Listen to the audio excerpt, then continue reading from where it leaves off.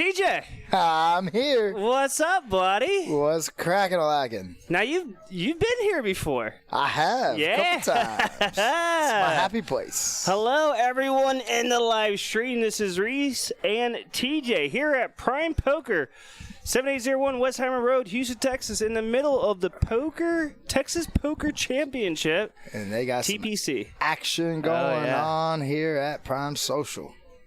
Oh, we got a little bit of bomb pot going on right now. Yes, I got to text Grandma. All righty. I'm here to witness Raj lose all his money. Raj for the win. All right. He got one positive, one negative. All right, let's go. All right, well, we have some. All right, Raj, we'll have to take a look. Hello, Miss Lisa. Hi, Lisa. Look at that. She already in here watching. I know. Gotta love awesome. the family, bro.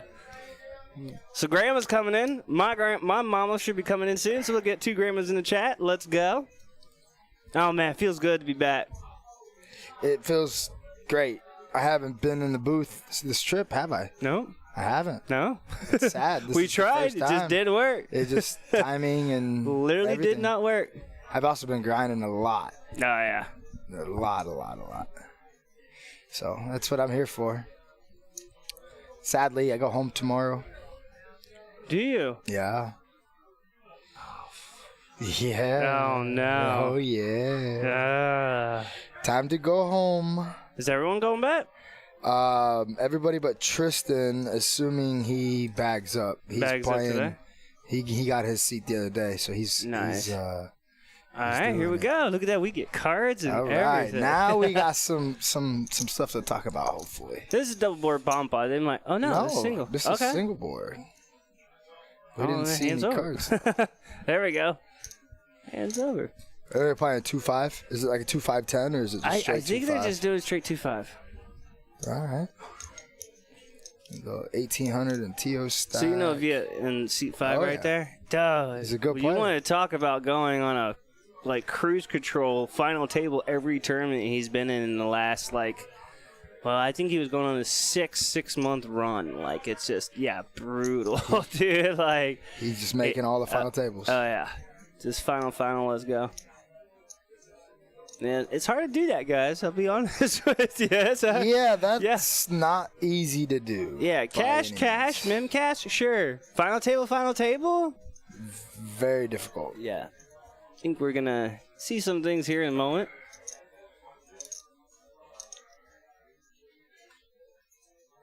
Yep.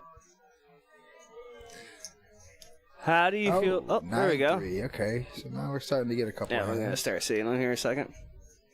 So, how's the series been so far for you, sir? I took 14th in the 1100. Awesome. That was a nice run. Didn't quite finish the way I wanted to, but I was happy with that. Mystery bounty, I cashed. Okay. Won a couple satellite seats and a couple other things. Nothing crazy. It's been fun. It's been real. Screwballs getting all drank up, that's for sure. Oh, yeah. Probably went through a couple bottles of those screwballs. I bought 18 bottles for you guys when you came in here, so they're about half gone. Yeah, I'm sure they're running low on that by now after 2.5 weeks of playing cards. So what do we got? We're waiting for everything to catch up here a little bit. Looks like... Not sure if sevens folded. It looks like seat 2 does have the 7s if everything's accurate here. So flop set here, full house actually. Oh my goodness. Yeah, so I don't see. He definitely didn't fold. Nope. Well, Raj doesn't have cards in seat 3, so it must be just a little bit off. But we're gonna see a 3-bet here for sure. Oh my. Now again, we talked about keeping bluff ranges in here, right? Is this a value bet here to extract more money, or is it to push someone off if someone's got like an ace something here? If you have 7s full, right? If I have 7s full with 2 aces out there, that's a good spot to actually raise because you're gonna get value from that ace. Sure. When you don't have the ace and there's somebody else that's dumping money into you. So bet 80. Now what's your position? Right. You're probably going to raise just because you want that person that does have that ace. You want them to pay, and you want to extract max value at that point. Because once you call, if he doesn't have an ace, he's shutting down. He should be shutting down. Yeah, sure, anytime, any river. Right. Because And he doesn't have an ace. Yeah, you just if called he's his not, yeah, and if he's not, he's leading out to you. Then he got up, and yeah, you're in some Correct. trouble. Correct. Yeah. What do you think about our new felt? I like it. Yeah, I mean, we got a lot. You got the QR codes here now, so you can go ahead, take a picture or a screenshot with your phone on that, and it'll actually post you right into our website where Dan, the Man Media Crew, is literally on the moment spot chip counts, rankings of everything on the tournaments, everything. You just click it, and it sends you straight to the complete updated vlog that's going on right now that That's Dan and his crazy. crew's doing. Yeah. That's awesome. Technology wasn't like that 5 years ago. I'll tell you that for sure. No. All right, here we go. Cards are rolling. We are good to go. Derek's got King Queen here. Looks like he 3-bets it to, what was that, 80? You got an ace jack. Okay. That didn't look like 15. TJ, I love you, Nick says. Hi, Nick. Love you too, big dog. Scott, what's up, buddy? I like it. People coming in. Oh, we got family in the house. What's up, you guys? I'm having a screwball with my Maverick. Grandma. Oh, Grandma. Oh, this is that interesting. quick. Just she like shows that. Up. I sent her one text and said, "Come join me and Reese in the booth." In the booth. And on the stream. She's on it. I love it. Scott, thank you for stopping by. Greatly appreciate it. 2 diamonds here in the flop. Oh. Oh, Nick, you can't leave Reese out. That's Don't get it twisted. I'm not. so I'm not. we don't know all these cards, No. but we I know thought- Derek has We did top have ace pair. jack, but it's not there. Now you got top pair, top kicker, This should and like a medium kicker. But this is a flush draw. This is a little bit interesting. I believe we are on it. That's Trust Jess. that. Jess. That's Jess says that. What's of up, course. Jess? Scott, not a problem. Greatly appreciate you stopping by. Scott, who you rooting for tonight? We already got a couple of Rogers in the chat. We also got a couple TJ and Reese's in the chat for day. like creating the good content for you guys tonight. Jacks. All right, Jacks are gonna be no good. No. That's like a 225. That was a good nice little check down. Yeah. Yeah, King Queen should be taking that pot. Yeah. Now, guys, again, for action tracking wise, we do the best we can. Sometimes, as we know, the cards don't always read. Sometimes players don't always put the cards over the thing. But we got the saw. We saw Showdown Jacks. Derek had King Queen of Diamonds. Flopped the second nut flush draw. Turn top pair with the second nut flush draw. I just don't believe you're going anywhere out that and lead out 250. Calling. It's fine. Yeah. Standard. Yeah. Doesn't seem like anyone's out of play yet. All this is hand number 4. Five, Yeah, I mean, we'll 4, 5, 8. I don't know. Something. Man, I'm gonna miss you going tomorrow, bro. Yeah, I'm sad. Don't want to be leaving yet, but And you did try the 5300. I did not shoot the 53. You did not shoot the 53. I did not shoot the 53. I did try to satellite in. That didn't go as planned, and I don't know. I just didn't feel like ponying up. Yeah. Circumstantial. Yeah, it's a big piece of a bankroll. Grandma, the baby is doing just fine. She is just here. I'll let TJ see a beautiful picture that I just got from the wifey about 10 minutes ago. It's just legit, bro. That's just not fair, bro. I know, That's right? Absolutely adorable. Oh man, I just can't. Dude, 2 months already, bro. Look at those eyes, bro. Oh, all right, here we go. All right. Ace 7 for Chaz, Pocket Kings for Derek, Jack 9 for David. Derek just flatted. Yeah, and he just why not just flop a set? He flats and then he flops top set. So Jack 9 obviously is gonna fold here, and this goes check. Clubs. Is there clubs? Oh on my that board? god. Yep. So nut flush has just now hit. Yeah. And there's still only $77 in this pot. What is going on? Well, we check, bet, call. Right? Check, bet, call here. Yeah. Maybe a lead out. No, that's a check. Oh, there's someone else in this pot. Okay, 50-50. Okay. And then, I mean, how does Kings get off the hook here? I don't think. I think this is going to go maybe 150 bet, re-raise, or check, raise, call. Check raise call? Like, I mean, the way the kings have played the hand, I don't think kings can be betting here. I think kings are just going to check call. You're not going to want to lead out, and that's a pretty dirty river. Well, it's an ugly river. It's also 50-50 on the turn. Wasn't too much of... I mean, it's 2/3 pot. Yeah. So 50, yeah, now it's 177. Got it. Okay. Derek's out, so we're down the... All right, so he checked. Yeah, check back. I just don't see Derek not calling us. How much did he bet? 550. 550. He literally just... Oh, he just instant calls, too. Oh, he has He's going to show him. Yeah. Oh, that's Ooh. gross.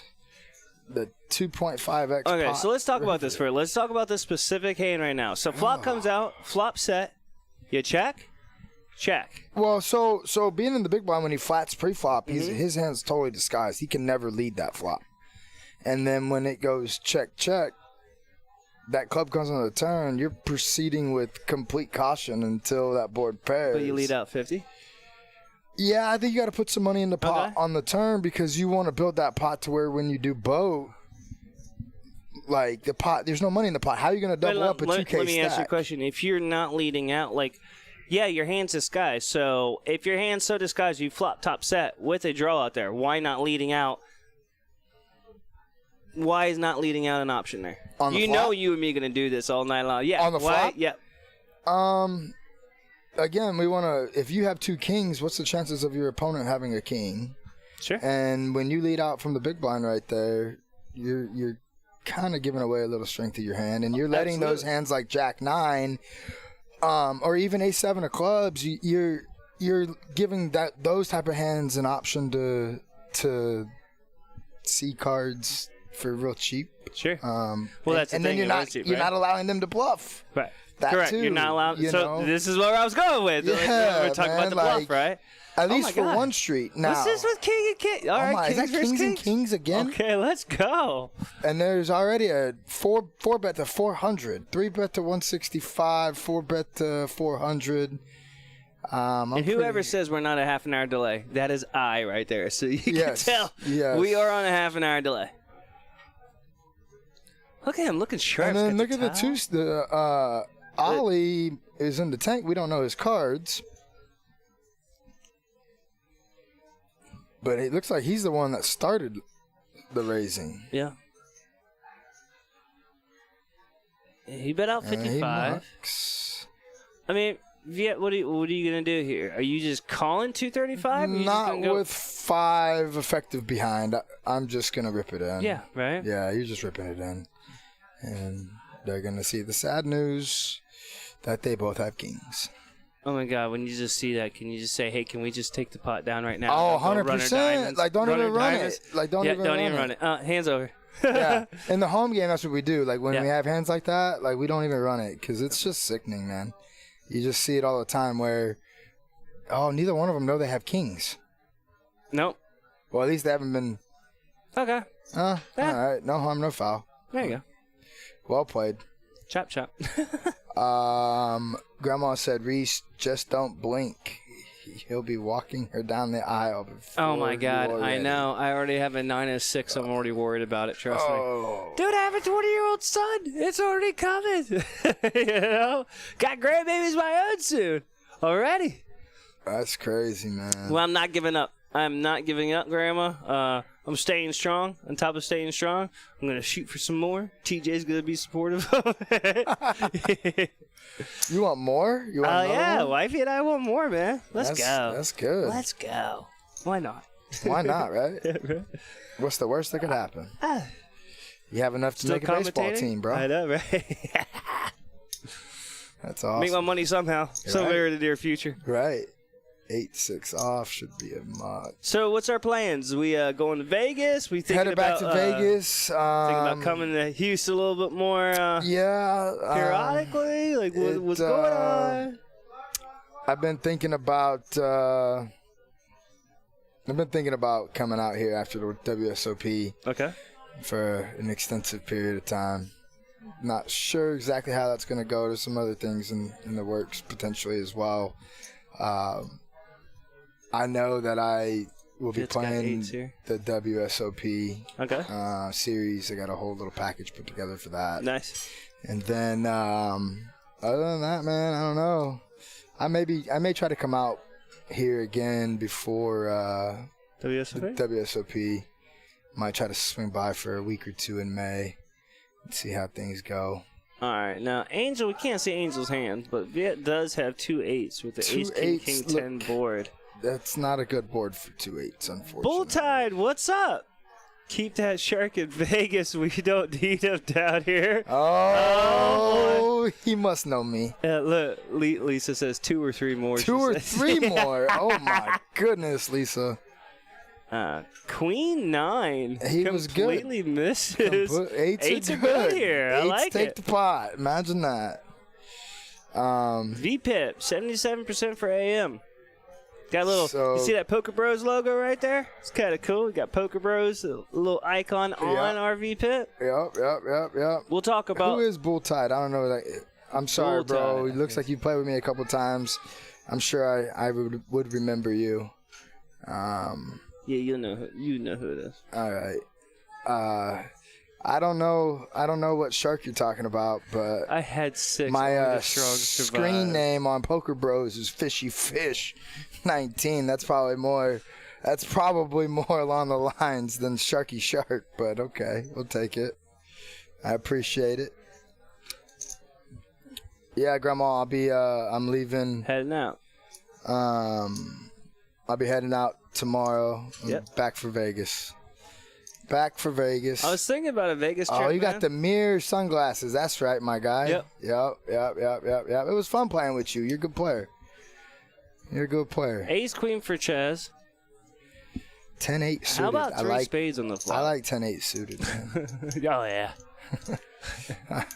I'll take 10-8. What you got? You know I got my 9-7 in there somewhere. You know what I mean? Right. You know I got my 9-7 in dirty. there. Oh, yeah. That'd be a Why dirty not? little board. Grandma, you got 6. Yeah, you got busy, Grandma. We know 6 babies. Man, can you imagine a screwball back in the day with Grandma? Oh, wow. Oh, yeah. Oh, my goodness. God, a single spade in any player's hand, by the way. I think that's why AM's laughing. He kind of took it down. Just a little bluff here. All right, so we got an up and down rotation with Josh and Amanda in the box here. So we're going to see, they're doing action. See the little Poker Bro symbol right there? It's kind of cool. I like it. Of course, the Poker Bros, same thing with QR codes on Poker Bros.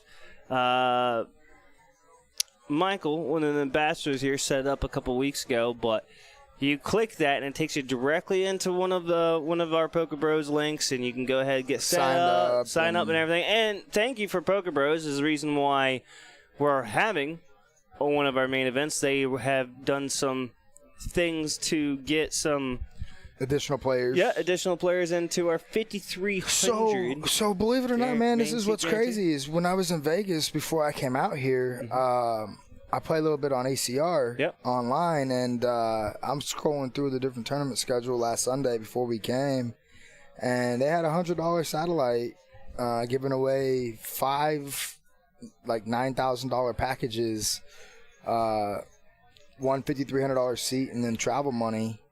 And that I took my shot at that. That was pretty cool. I saw that, and it was for you guys only. GG, ACR, and Poker Bros have all developed this structure to help Texas Poker, especially us here at Prime, develop. It's awesome to see that you can get things online again, and then you can satellite into certain things. I love it. I mean, shoot, you could have AM's got a sick hand here with a gutter ball plus a flush draw. Versus top and bottom pair. How about hitting it on the turn? Well, quick check here. Ooh. Ace-4 doesn't look so good anymore. Nope. Ace-4 does not look so good.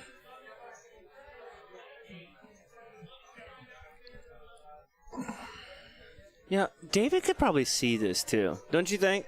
David could probably get himself off of this. Yeah, I think top and bottom, it just shrivels up on that board, man, like that. Ugh.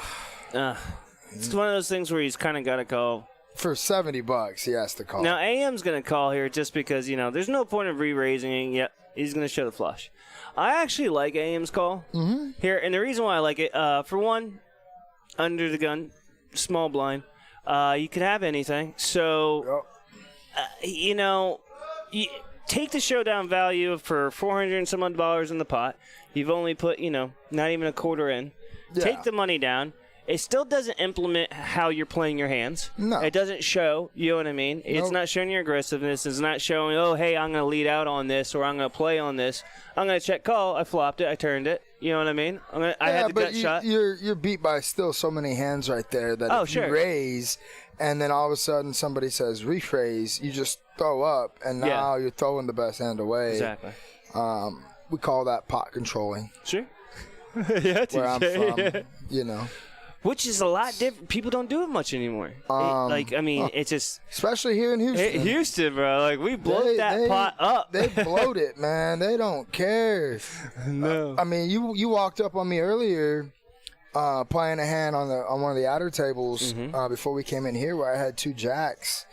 I had 3-bet pre-flop from the small blind, and the original raiser calls, and I was like $50 pre-flop. And then the flop comes 10-8, 10-8, 7, right? Or 10-8, 6. 10-8, 6, all diamonds. We had black jacks. And I end up c-betting, see where I'm at, and I get raised. I c-bet $55, and it gets raised to $150, and then all in. All in, yeah. And then I'm just like, all right, well, I guess black jacks are no good on this 10-high board. So I muck, and I'll be damned if they weren't good. The 2 hands that were showed up, were shown at the river was ace-9 with the ace of diamonds, pretty standard, and then 5-7 for the bottom end of open-ended with the 5 of diamonds. He's the one that actually raised me, and it's just like, I don't know what to do. Like, just don't know what to do sometimes. Angel's actually going to take the aggressive route in the small blind. We're going to see a small blind, big blind kind of thing. He's going to actually take the lead on the flop with his 10 as well. Oh, my gosh. And All he got 4-bet and call. Yeah. So now, let me ask you a question. Is your 10 good here right now? After getting 4-bet blind versus blind. And you flopped this? I'm definitely not folding. I didn't play the hand this way to fold when I hit top pair. Right? Like, now what are you doing? Now we're just going to check fold. And I like to check back by Ollie right from there. Ollie, yeah. Because he is... Now this is inducing a bluff. Exactly. There we go. Exactly. This is what we like, bro. So now he just on the river... Oh, man, I just don't... Angel, man. It's unfortunate. Was it 275? Yeah, it's just... It's like he knew when he bet.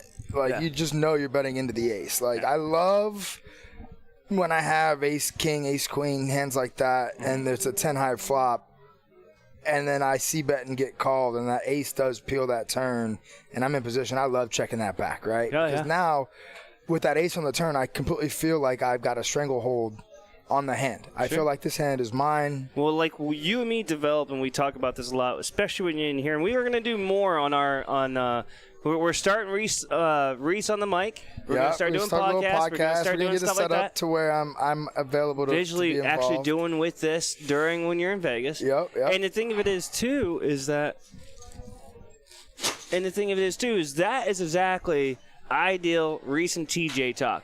Keeping bluffs in. Oh, I love it, man. Taking that range and saying, okay, I'm now good here. I 4-bet this. I get called. I hit my ace. I still have I have second top pair, second top kicker. I'm gonna check it. Well, and then it leads out for 250. Like, here we go. Just one chip snap call. Yep. So a couple things about that hand right there is when that ace hits the turn, what happens if your opponent has ace 10? Yeah. Okay.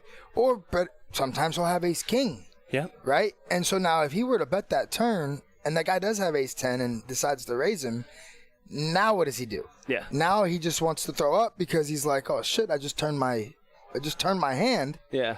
And now I trapped myself. And now I just bet my opponent's hand for him. Yep. Whereas if he does have a hand like ace 10 or ace king, now on that river, it's an easy call. Oh, you win, sir. Nice hand. Yeah. And you lose 225 instead of 700. Correct. And so, again, you pot control, but still allowed that 10. Because if he bets that turn, that 10's folding. Should be folding. Should be folding. Because of range advantage. Well, here, let me ask you a question. Do you believe that he would have gotten 225 on the turn? No. When the ace hits? No. And so this is what we're talking about, keeping bluff ranges in and saying, hey, look, can I get this? As in you let him bet into you as that bluff, and you then make saying, it look here like, we go. So by him checking the turn, he could have a hand like 9-9. Mm-hmm. He could have a hand like Jack, Queen. Yep. Right? And so now he feels like on the river, well, shoot, if my opponent does have 9-9, I'm good with my 10. And if he has a hand like Jack, Queen, King, he might fold. Right? To my 225 river bet. And now you turn your top pair into a bluff. Or your middle pair into a bluff. So it's a weird dynamic, man. There's a lot of leveling that goes along, and I know a lot of the players here on this table. It's one of the reasons I didn't want to jump in on this game. There's you got Ches. There's AM? good players on this table, man. Yeah. You got you got bracelet winner. You got you want to talk about leveling at a poker table. This is the type of table you're going to get it at. How about a 5 turning a straight bink, here? There it is. Yep. AM, you're on it. Oh, AM's just going, dude. I like AM. He's cool. Dude. He's a good dude. Oh, yeah. I like him. He's aggressive. He likes to have fun, but he likes to put his foot on the acceleration and doesn't stop. Yeah, he got to apply max pressure, man. Yep. And then here we go. Ace 8 is just in a rough shape. Now, again, if Ace 8 was good on the turn, now you got 2 pair with the top kicker. Yep. Oh, and the flush gets there as well. And the flush gets there on the river as well. So that's a real 5s just they check back, right? Yeah, they check back. check river, yeah. So with the 5s on the turn, when he gets called, and that river card comes, flush is complete, boat's all complete. Sure, yeah. We're just going to try to get the showdown and take the pot. Which is exactly what AM did. Yeah. Pulls another 450, popping into the stack. Yeah, increasing. He's doing well. Grandma, we make a good pair, huh? Smart Poker, and smart and entertaining. The vote's still out on smart. But entertaining, I can attest. The smart's on your side. It depends on who you ask. Well, we will talk about crypto right now. Yeah, we won't talk about crypto. We won't talk about crypto right now, okay? Hey, things are moving, bro. They are moving. We're finally starting to come back a little bit, man, and hopefully it finds a way to climb over these next couple weeks and months.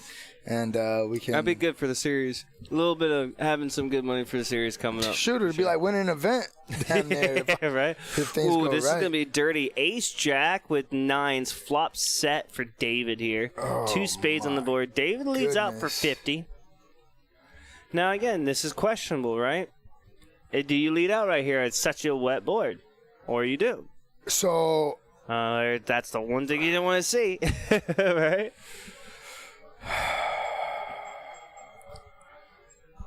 Yeah, 50-50. So it went check and then bet. Yep, check bet. Okay, yeah. So I'm definitely betting my 9s for sure on that flop because I don't have an ace. So there's a really good chance that he has an ace. And then that turn, you got to continue again. Ugh, what a sick run out. And this should go check, but it looks like Viet's going to turn his hand into a bluff. Nope, he went check. He went check. They went nope. No. Viet bet. 155. Yep. So Viet bet. Like I said, I looked like he was turning his hand into a bluff. His ace into a bluff. It's really tough to do when you don't have any blockers. Yeah. I mean, it's really tough to do. Really tough. Well, that's to a do. whole nother level. Viet's a whole nother level. Man, I tell you, man, this table I was at earlier, we had 2 spots three big hands on my table where the guy ends up flopping threes full, 3-6-6, 5 ways. He has threes fulls, and it goes open rip $400 into like 150. He calls, and it gets to the big blind who has a 6. He's all in as well. 8-6, and then the other guy said he had an overpair, 9s or 10s, I guess. And he scoops this massive pot. Then about, I don't know, a couple orbits later, flop comes queen, queen, deuce. Same guy that had the 3s has deuces. Turns a deuce. 2 people have queens. Oh, my God. Scoops another massive pot. Oh, my God. And I knew on the turn, when it went check, check, bet, call, and he overcalled, I'm sitting right next to the guy. And then the river action happens, and I'm like, deuces, right? Yeah. Just that's the only possible hand when the board double pairs turn that goes bet, call, that he's overcalling. Absolutely. But again, we talked about this too, about overcalling. Overcalling can be a huge trigger and a red flag. Exactly. Other than possible 3-bet or a 4-bet, right? Like sometimes that hides the strength. A 3-bet, 4-bet hides the strength of an over-bet call. Like, you know, I mean, I know you want to keep people in, but again, to extract the most value for your hand, it's like we've talked about this before. You and me specifically have talked about this before about overcalling. It's what are your bluff ranges? Right what there. am I what could I possibly be calling with? Right. When am I over raising? When am I raising? 3-4 betting here, and then what am I calling? Like, where am I? How am I going to extract more money? Yep. Now, this particular situation, like I said, the guy. I mean, you know, the guy's probably had ace king, ace queen, king queen. Both had a queen. Boats got quads. I get it, but at the same time, it's just like, could you maximize more money? And it's by just overcalling. Dude, when I see overcalls, I'm like, okay, this ain't right. I literally told the guy after the hand was over. What is this? Ace king versus ace king. Again, big hands, big hands, big hands. Now, this is one thing we've talked about before, TJ, in the stream. I love it when the flop comes out clean and no one has 3 cards to a flush. And let's see how aggressive these two players are with their hand. Yeah. Oh my God! It was a 4-bet and fold. Looks like. Okay. Well, ace king pre. There you go. There you go. Yeah. So on that particular hand with the queen, queen, deuce, deuce, the river went. So it went bet 100 on the turn, call, and then this guy overcalls 100, and then on the river's like an 8. So the board's queen, queen, deuce, deuce, 8. It goes check, and the guy with the quads checks. Because the guy on the button who had bet the 100, it was clear as day he had a queen, right? Yeah. But I told the guy to my left, if it had been me on the button, I'm just gonna check back. Yeah. Because at the very least, there's a player that's all in on the flop, and then there's 2 players that called 100 on the turn. Right. One of them has a queen. Yeah. So now I lose to queen 8. If I have ace queen, I lose to queen 8, and then I lose to 2s. And there's literally no hands that are calling the turn that don't include 2 2s or a queen. So now I'm chopping or I'm losing. Exactly. So I'm just going to check back that river. Fortunately for Derek, you folded 9-7. I'm going to tell you right now. He folded the winner? Is that what you're trying to say? Yep. Let's see if we see. Raj is going to. I like 125 here, Raj. On top. So what, 230? I like a 230 bet here. Ooh, with his stack size, I might. Is that stack size correct? Yeah. Okay, so I'm sorry. Well, hey, hold on. That looks about a 230 bet, though. My goodness, Reese, how good are you? I don't know. Let's see. Hold on. Viet folds. How is it about a 230 bet? 230, 240. Yeah, I like a flat call. 290. You did 290. I like a flat call. Yeah, with kings, yeah. With the $400 stack size, I'm looking to make that. I distributed my voice before I even realized he only had 480 left in his hand. I'm sorry. No, I just I didn't even see pick that up kings when I'm short stacked. Kings or aces at a big premium. I'm literally just looking to double. Sure. And so once I get 4-bet, I'm gonna say no ace on the flop, and we're getting the money in. Right. I'm not gonna give him a chance to get away from ace jack or jack high flop. Sure.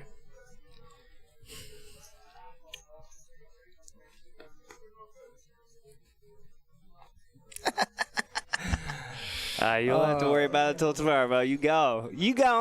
Yeah. We'll miss you, buddy. No. I'll be in thoughts, I guess. Sure. Go back to work back home, and I miss my dog. South Point. Yep. South Point. Might fire a couple Venetian. They got a couple good tournaments out there. Sure. They got like a $400 100K. It's pretty good. Venetian's still doing strong stuff right now. Yeah, they got series after series. Every time a series ends, they got extravaganza, baby. Yeah, that poker room is a lot different though. Yeah, than what it used to be. Yeah, Vegas poker in general is a lot different. Yeah. It's when I say I love playing in Houston, it ain't because the players are cute. That's for sure. Ches is going to lay down King Queen here to a $55 bet. Why? Interesting, especially being on the under. Oh, I guess he was plus. Well, I guess he was a small blind. I mean, I'm opening. Okay, so it looked like a quick flop and then a check. AM has diamonds, it looks like. Yeah. Or a queen, I can't tell. He most definitely has a queen.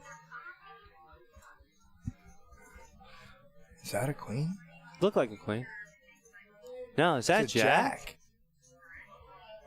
Oh, they're already on to the next hand. He bet $5 call. Brutal.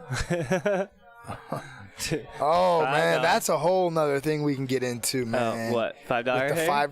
So it's something I've been working on back home. Really just started off as something fun, but I realized it started to work when I'm out of position and small blind, big blind, but I'm first to act on the flop and say it's a normal 4x raise pre and I call. I'll literally bet $5 on the flop. I'll just bet it blind. Just bet it blind. Really? And it just confuses people. All of a sudden, you got people that are checking. Yeah. And I'm like, no, sir, I bet. And then they get so flustered, and they don't know what to do. They have...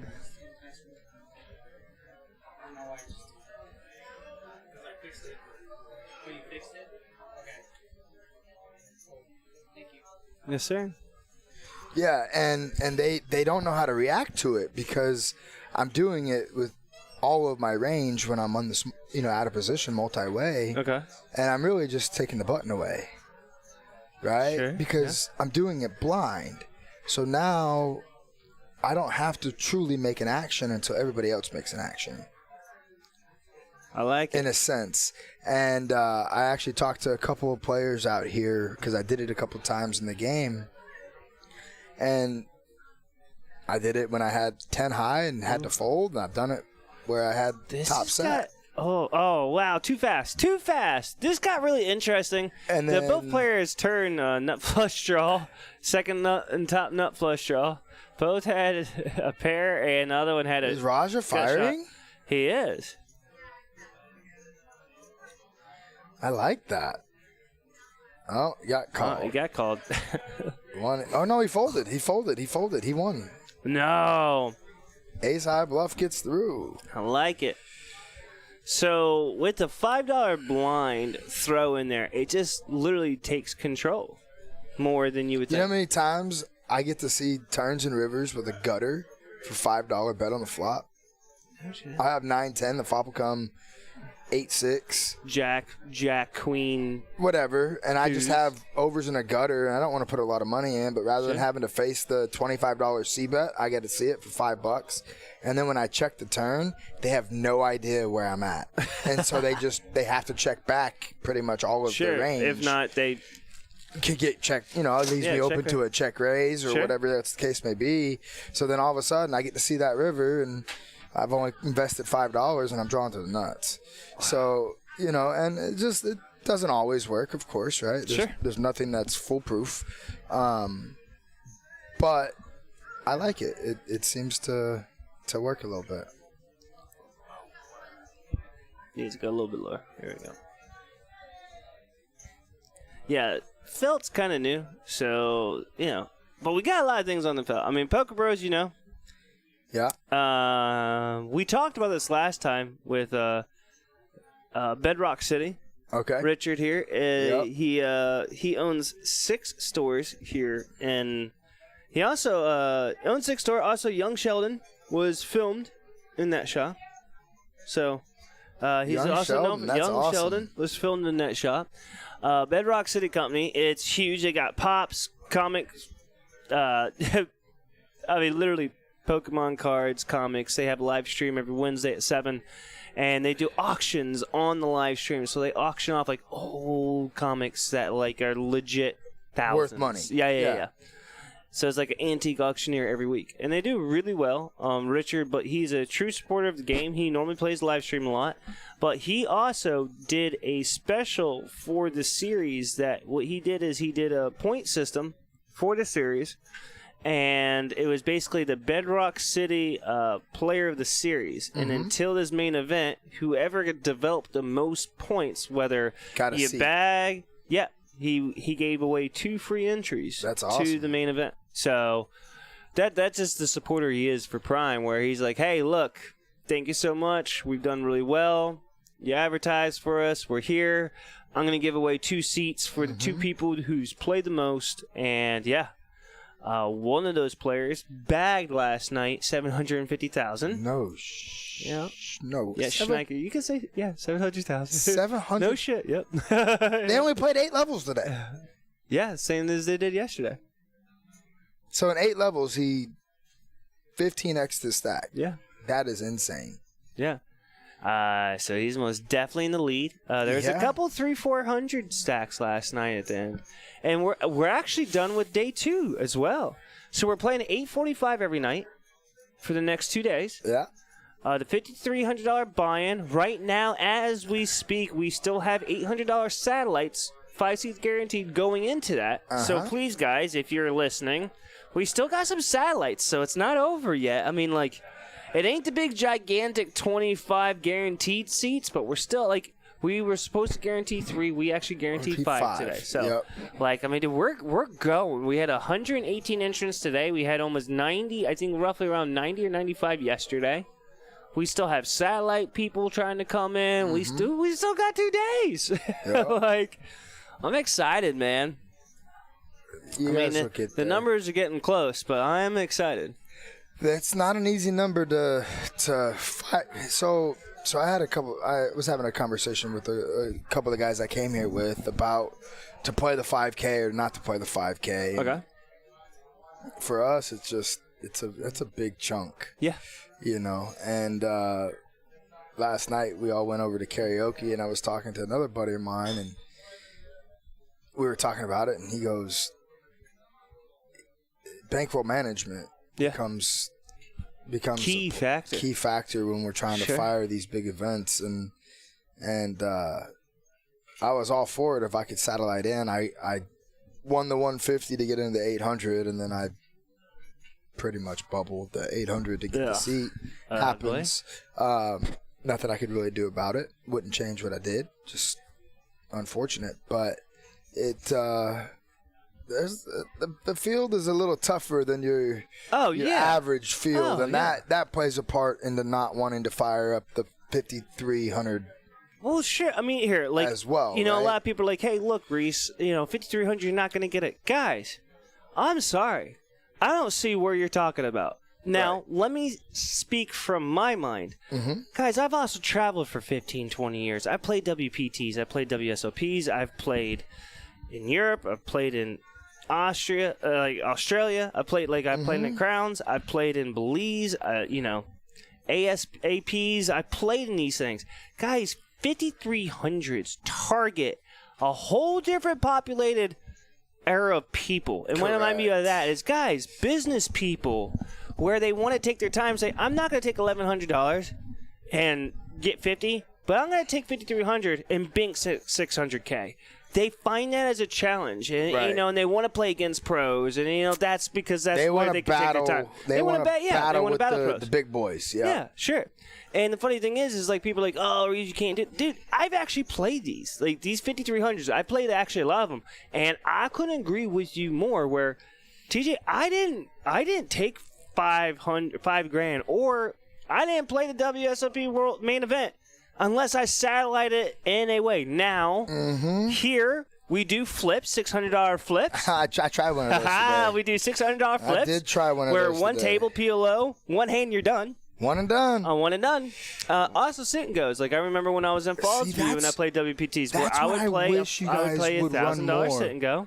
I wish you guys would have run some 700 single tables. Yep.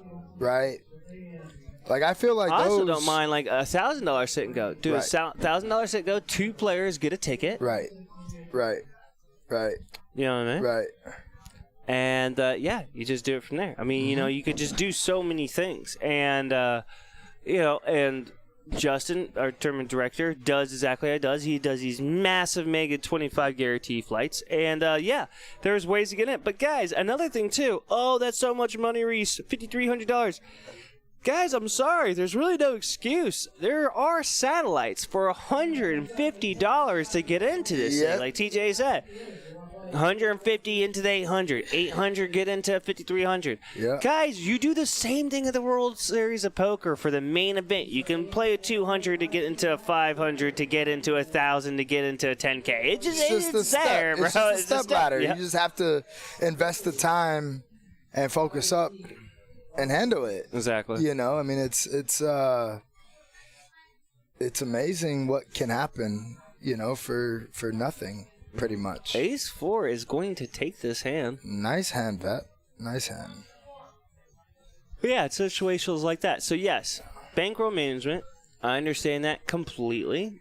I also get the fact where, these things can cost money. Like now, again, Reese, I have 5,300. Well, I'll tell you what. If you have 5,300 and you want to fire one bullet, you might as well came in the beginning of the series, where that 5,300 could have got you all the tournaments. Yeah. And then you parlay one of those into to the main. Yep. Yeah. That's a little bit more along the lines of what I like to do. I've played in my career. I've played two 10Ks and one 5K. I did a 5K WPT. I did the win 10 million 10K, and then I did the main and. It's not your typical field. I can tell you all that, man. No. It's don't get me wrong. In all 3 of them, I've had people at my table who had no care for money. Sure. That were there playing it like it was a $250 daily. Yep. Right. And they're ready to rebuy 5 times if they need to. Exactly. Actually, a friend of mine. It was funny. A friend of mine. Him and his girlfriend have been doing a lot of traveling, the circuits and different things, and they had a prop bet last longer that the winner or the loser had to go all in blind on the first hand of the win 10K 10 mil. No way. All in blind, just the first hand, call or not call, doesn't matter. You only do it one time. And sure enough, we have it on video. He did it, and he ran his Jack 8 offsuit into 2 queens on the very four-handed on the first hand of the win 10 mil. And goodbye. There's 10K gone, But it's sickening that they're doing prop bets for 10K. Sure, sure. Like it's when you start getting into that level, everything else intensifies, right? Oh, yeah. Like. Well, it's that factor of pressure, right? Right. Reese, can you do it? Okay, I've reached that level. Now I need a little bit of extra. Now I need to get that more to fuel myself, to fuel. Sure. To fuel. All right, David, guys, we do have in a situation that is being fixed at the moment. That being said, there are 3 hearts on the board. So also, I mean, TJ's just been kind of talking through ourselves a little bit. There is a 275 bet from Vit, and David does call. I don't see David not calling this with either, a 1.1 flush. in the middle. 1.1 in the middle. He's got 472 back. He just went all in. I'm pretty sure he has a flush, if I had to guess. Yeah, I'm not putting David betting now with a flush. Yep. If not, honestly, as low as like a set of 10s there. Like, seriously, like, that's just... It's very strong. Yeah. Very, very strong. You guys are busy tonight. There's a lot of tables going on out there. Man. Yeah, well, I'd like to hope that these will be standalone later after the series is over. You know what I mean? Mm-hmm. Prime's been getting better. Houston Poker is still blowing up like crazy, but things are starting to settle. Guys, you guys all know, like, there's so many things going on in poker right now, and on top of that, we are getting recognition from Poker Bros. We are getting recognition from ACR and from GG, where this is a recognizable establishment developed. You know, right. It's a social club, it's a bar, it's a full kitchen, full bar. It's becoming something people know about. Sure. Just as people know about the Bellagio and the Wynn and Venetian. And I mean, there's always going to be games in Houston. It's not always here. But of course. I will tell you directly that words are getting out where things get a little bit... I mean, if you want an outsider's input on what I've... Sure. What I see and what the people that I'm with that are out here grinding, we went to Legends. Okay. One time. Did not go back. Yep. It is, and again, everybody's got their preference of what they're okay with and what they're not okay with. But I have a couple buddies of mine with me that first time traveling to play cards. Sure. And made it a point to come out to Houston. And first place we went was here. And then the next day we go to Legends, and he's like, "Can we go back to the other place?" Yeah, right. Because it's just grimy over there, man. It's just different. Here, everything is nice, right? Like you're from your staff to your dealers to the bartenders to the establishment itself, right? Yeah. Like to what you're sitting on and what you're playing on and all of these things, and you can just tell that it's ran correctly over there. It's kind of like an enclosed home games kind of thing, right? It's not even like an enclosed home game. It's just chaos. Yeah. Stone cold chaos. Yeah. Like this to me is a structured home game. Sure. Okay, I get that. But I feel safe. If I get up to go to the bathroom and I leave my backpack on the back of the chair, I don't feel like somebody's going to be going through it, you know, or anything like that. Sure. Whereas over there, man, I got up to go to the bathroom. I'm taking everything with me. You know what I mean? And I'm at the table. Yeah. And that's nothing you want to feel like. Fights and just you walk out to the parking lot at 3 a.m. You're like, shit, do I need a security guard to walk me to my car? Like, this is crazy. Right. Whereas out here, it's at Prime. Well, it's invited, too. We want you to feel secure. So it's just like, hey, they're always there even if you don't. You know what I mean? It's just like, simple. Yep. And then I had a buddy of mine talking about trying to explain to me why Legends is so much busier than you guys, and they're giving away all kinds of free stuff, right? And I keep trying to tell him, like, dude, that's going to go away. And what happens when that goes away? The games are just going to die. Yeah. People are going to realize, like, I'm not going to pay $12 an hour to play here. Yeah. So let's go to Prime. It's another thing, too. Even with all that stuff being said, we have developed a crazy 25-50 game. You're a trash can. Sure. Boom, trash can. 25-50. Yeah, you know, we want to play in the nosebleeds, man. Sheesh. We got a sick 25-50 that's been developed. You know, we got a consistent 20-40. Hell, the game 30-60 has been going on this week. Yep. You know, so the games are developing really well. So, you know, and I think that has to do a lot with the hard, like you said, a lot of hard work here, but also hard work for tournament directors, the floor, the staff. And don't get me wrong, including myself, we can work harder in certain aspects, but at the same time, bro, me as a player, I can work harder. Yeah, sure. I could study more, sure. Right? I could put in that extra 2 hours in the session that I know is the right table, but instead of just taking a beat and going home, yeah, I can fight through it and build back. So yeah. Can't see player cards. Yeah, we have a little technical issue going on right now. Someone ran through the court. Yep. Half an hour delay, re-switch. It will be back up. It is back up. We are on a half an hour delay, so you'll just be patient with us. Reese and TJ in the booth here. Yeah. Trying to give you guys a little bit of we're dialogue talk right now. Just a little talk to keep you guys somewhat entertained for the time being. Yeah, so I'm gonna change that. Reese, TJ on the mic. Yeah, let's do it, bro. I love it. I love it, bro. I've been wanting to try to do some stuff, some vlogging and some different things.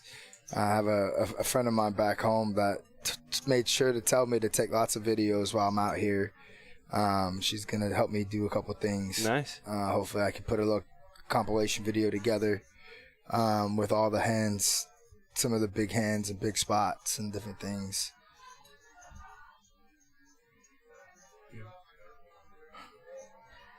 Yeah, you saw that. Like, okay. Yeah. Huh. How much did Raj start with? Raj was in seat 3, am I correct about that, I think so, yeah.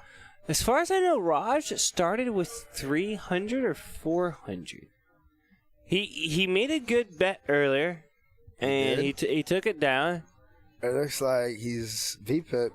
AM's VPIP 70%. Yeah, bro. That's intense. Yeah. So myself and Justin were talking about it yesterday about VPIP and the difference that you want to have VPIP-wise here versus Vegas, and how much, if you like to play a lot of hands, how much cheaper it is to play in Houston than it is to play in Vegas, where they're taking a rake every pot. Yep. And so when you win that pot, there's 5-5-5, coming off the table every single time you win a pot. And if you're playing a lot of pots like AM, it becomes very expensive at that point. Sure. Whereas here, when I play a lot of pots, I feel like I'm getting more value. But you are getting more value, because now... Because we don't have the R name. We do not take the rake. This is a time game. Correct. You pay for time here. You pay for the seat. That's it. You rent the seat. That's all you do. It's the way to go. It really is, too. I mean, when you actually do the math of it, and, of course, getting specials, like...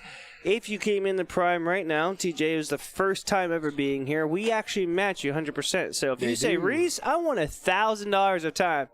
Yeah, I got to match you $1,000, bro. But equivalently, though, if you do that, whether it's 100 or 1,000, it boils down to $5 an hour. $6. $6. Sorry, $6 an hour. $6 an hour, which is just incredible, man. Right. So, I mean, tell me what casino does that.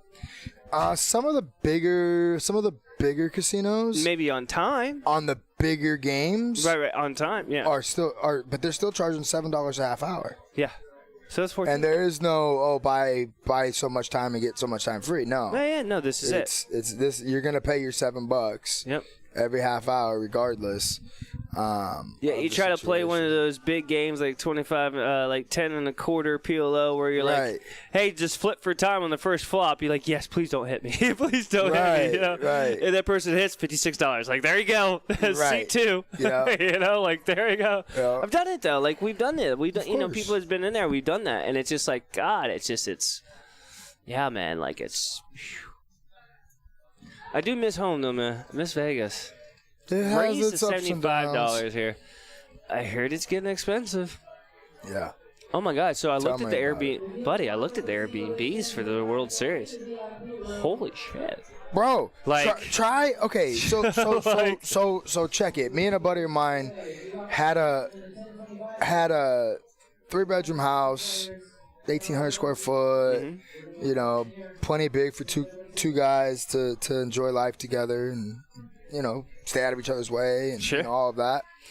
Well, our lease ended March 1st, so we had to figure something out, right? Sure. So we started looking back in February at houses and talking a couple different things. That same house, if we wanted to rent that same exact house, is over. We were renting it for $1,600. It went up to over two. It was like $2,200. Yeah. It's just in astronomically. So I looked at like 1-bedroom apartments, right? Yep. $1,200, $1,300, $1,400 for a 1-bedroom apartment, which is just asinine to me. Oh yeah. Absolutely. Just asinine to me. That's just seems like a lot of money, man. So fortunately, especially when you used to be able to get a 2-bedroom apartment for $875 in Vegas back only like before my mortgage 2008. on my 2,000 square foot house I owned I sold it right before the pandemic was $1,300 a month. Yeah, it's insane. I owned it. Yeah. I sold it for $325,000. Damn thing's worth like $4.25 now. Yeah. It's just like I wouldn't pay $200,000 for my house. Sure. That I own. Sure. Theoretically, you know. 5s and jacks here gonna take down this hand. A little two-pair. Little two pair. Nothing wrong with a little two-pair. Someone's actually reading a book on the table. Oh, don't get me started. Okay. Super System? Hey, I think that's the book I wrote. He might be right? wanting some good tips in there. I don't know. Man, I swear one of these days I'm going to write me an autobiography. Oh, dude, you know I could write a book. I'm ready. Let's go. Probably more so record my autobiography versus than... somebody says something. What? Maybe it's a really Part good book. 3 in the series. Hard to put down. Part 3 in the series. Yeah, maybe that's Fitty. why. Maybe. Fitty, you know what? Yeah, maybe. I'm not gonna. You do you, bro. Derek, it's Derek. I didn't realize who it was. Derek, you do you, bud. Right. Fitty. He's gonna do. Thank you for the follow. Hey, man. Like, erased. We're gonna see. I'd say by the net. Let's say what? Let's do over and under 3 more hands. And I say we're gonna get the cards back online from the little ripcord kind of situation we had by a player here in a little bit. Oh, a player pulled out a cord? Yeah. On accident? Yeah, obviously. you know, it happens. Oh, is this a cord that goes from the, like, can I plug this in? Like, where does that come from? Like, oh, can I plug this into my phone? Yeah, charge is my this phone? a charger? Like, no, it's not. No, now, guys, bud. another thing, too, you got to understand this, too. We are at a half-an-hour delay, so when it happens, you have to wait 30 minutes. You got to wait 30 minutes. So it's like, oh, my God. Yep. It happens. The grandmas say hi, both of ours.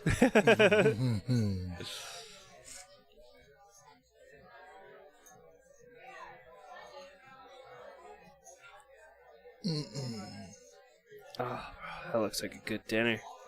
Now that's a good dinner, bro. Yeah. Dude, I had the pork chops here today. Oh, is it legit, though? Oh, my goodness. I'm just going to say this now. Best $30 I spent here at Prime. I'm not even going to lie. And I waited until the last day to do it because I really felt like if I ate them early, Justin got them early. Like one of the first nights, and I saw him. But I knew that if I got those pork chops that first night, it would have been a nightly thing. Yeah. And I didn't want to just too spend, much. I didn't want to spend $35 every night on dinner. So, I don't know. I'm cheap like that sometimes. You know, we can be. You got to splurge sometimes. Sure. So I waited till this session tonight. To the last night to get it.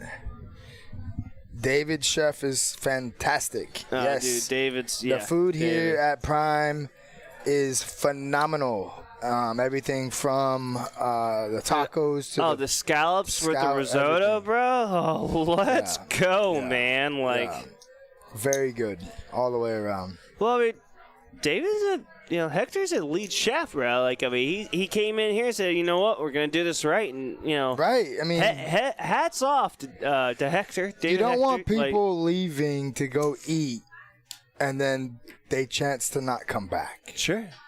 right? And so, like, I'm a firm believer that if you do things right, and you have good food in your room, and that's another thing about Vegas right now. We still can't eat at the table, man. Really? It's crazy. Vegas is it's just crazy. It's just off. It's just off, right? Bro. Yeah, like off, it's just right? off. Like What's if up, I'm Reaver? How you doing, Yolan? like if I'm not playing a tournament, I'd much rather be at the home game. Sure. You know, playing 1-3 or 2-3, no limit. You know. He makes a good presentation. Used to deal, but chef always been his passion. Oh, yeah. Oh, yeah. Most definitely. His presentation is definitely well, we're going to have to root for good. Hector. He is going to be playing the 3K Dealer's Choice here next Monday. Let's so, go. like, Hector's ready, bro. Like, I mean, he knows what he's doing. Like, I mean, you know, like, again, follow his passion. And it's another thing, too. He's put Prime underneath a good established roof to be like, hey, look, I like this place. I've been here. I've done it. Like, this is it. I'm going to put my brand in here. So, I mean, his cooking has just been, I mean, I would say that's one of, other than the development of how Justin's doing the series, Justin Hammer, tournament director, and Britton Pollock, our GM here, Hector has just showed his presence during this whole series. Like, you know, I mean, like, yeah, poker stuff, but we're not just a poker room. We're a social club. So it's just like, we got a full bar and full kitchen. I mean, shoot, and just the other night, I came in here, didn't even play one hand of cards. Yeah. Just drinking, had a good time? Yeah. All right. I'm getting close to my over. I got 2 hands left before this goes back up. We're going to see. I'll be right back. No, I'm good.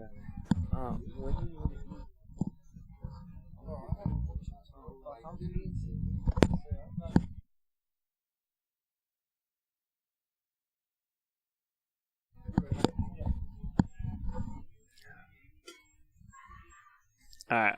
Working on this. TJ is going to go run off for a second.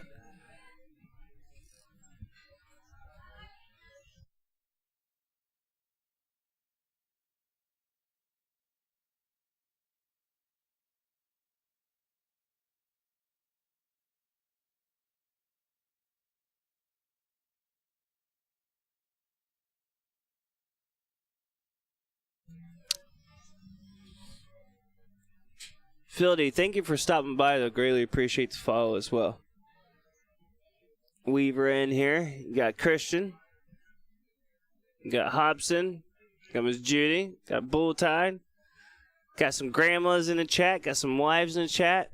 Friends, family. And here we go. Aces versus King Queen. Look at that. I was right. I hit the under. I like it. And King Queen here, spades. Of course, TJ just takes off. Aha!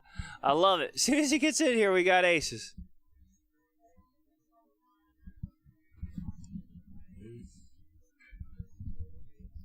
So Viet's gonna raise. So AM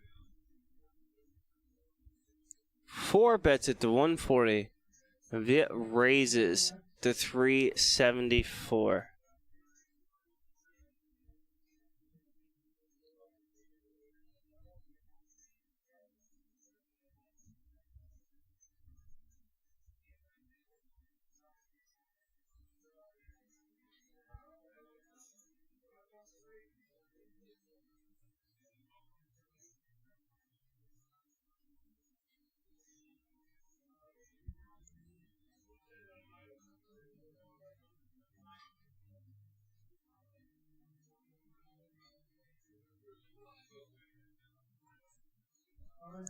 Here, it's a call. Here's a flop. Jack 10-3. Up and down for AM. Viet's overpair is still good.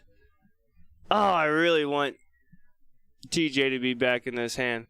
I'm not stopping by. I live in this chat. It's free rent. I like it. I greatly appreciate that.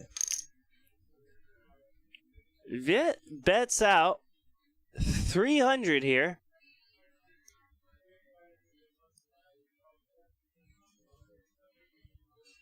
Oh, this could pay off.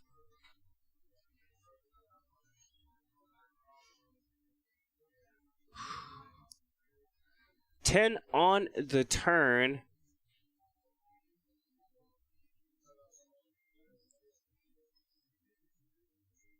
That is going to shut out some of the outs for AM. He can't hit an ace anymore.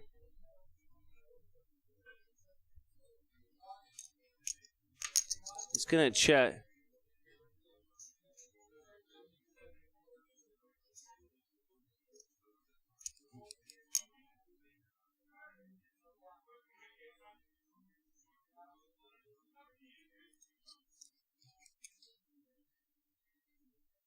Viet's thinking how much he's going to be able to extract from this pot. AM could have a 10 here. Also in the ranges of a 3-bet call. He possibly could not. You know, putting a player on ace 10 here, king 10, be kind of tough. It was raised $10, then 3-bet to 4, then 4-bet to 140, and then 5-bet to 374, and then a call. AM check, bet out 300, AM called. AM then check, Viet now let out for $540.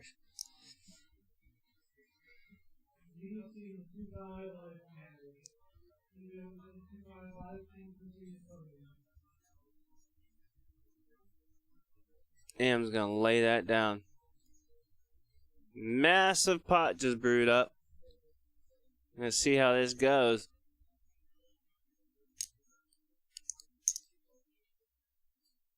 See what the next hands are after that.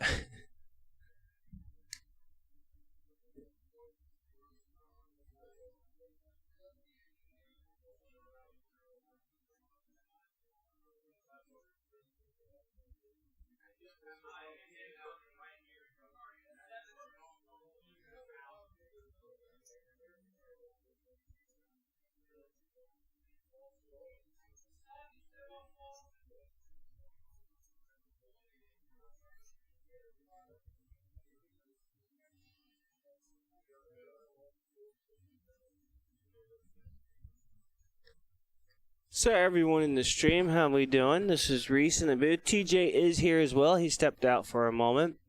We are playing 2-5 no limit hold'em in our live stream here at Prime Poker. We are in the middle of our Texas Poker Championship. 2. We are at 7801 Westheimer Road, Houston, Texas. So that's where we're at.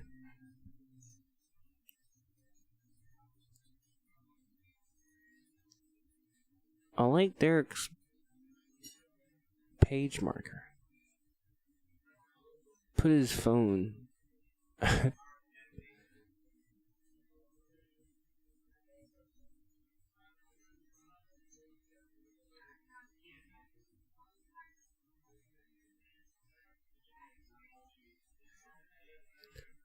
AM's laughing, so hopefully things are a little bit, not taking that too sweat. He's going to lay it down. Next hand. Again, guys, if you take a look on the felt, if you see the QR codes, you can click on those QR codes and you'll get the information from those websites, specific websites. So, Bedrock City, you go directly into them. Poker Bros, you go directly into the link of our ambassador through Michael.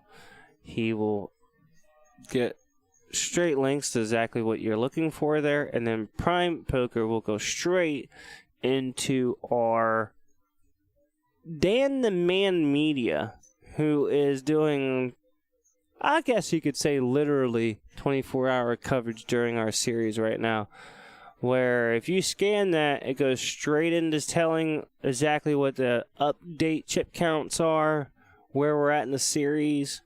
AM's got aces here. 3 bets to 65. Viet's going to call. Queen Jack 7. Am's gonna check. There's a little typical lead out here. Bet fold. There we go. Viet's like, there's no way you're gonna get me. Not tonight.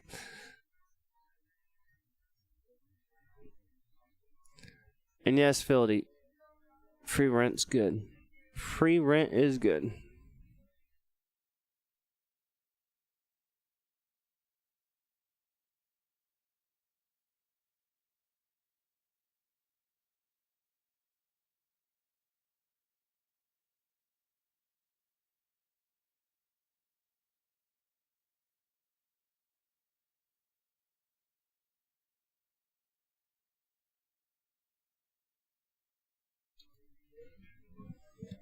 Raj got ace jack here. Tio's got ace 6. He's going to lay it down. Tio's been pretty snug so far, not in too many pots. Derek's going to go back reading his book. Ches got ace 7 of hearts. Looks like he's going to 3-bet this. I'm sorry, he's going to 4-bet this.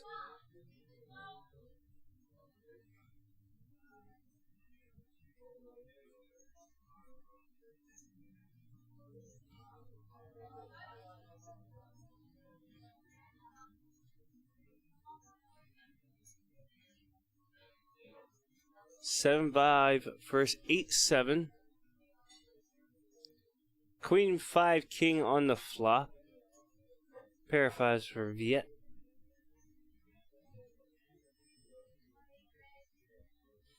Viet's gonna check. Ches gonna do a little continuation bet here. Again, representing a initial pre-flop raise, and then c-betting here on the flop. I believe Viet's going to see if he can hit another a pair or 2 pair here. That most definitely is going to wither some more cards for Viet here if Ches opts to go ahead and bet out again here.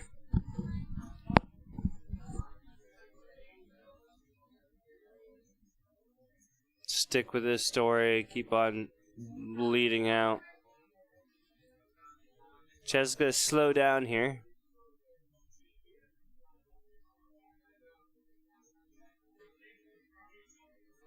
I believe this is a great card for Ches to bluff at.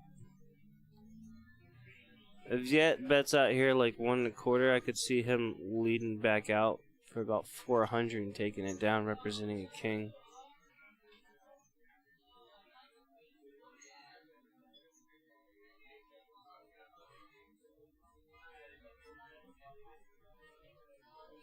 I also like Viet's stab at this.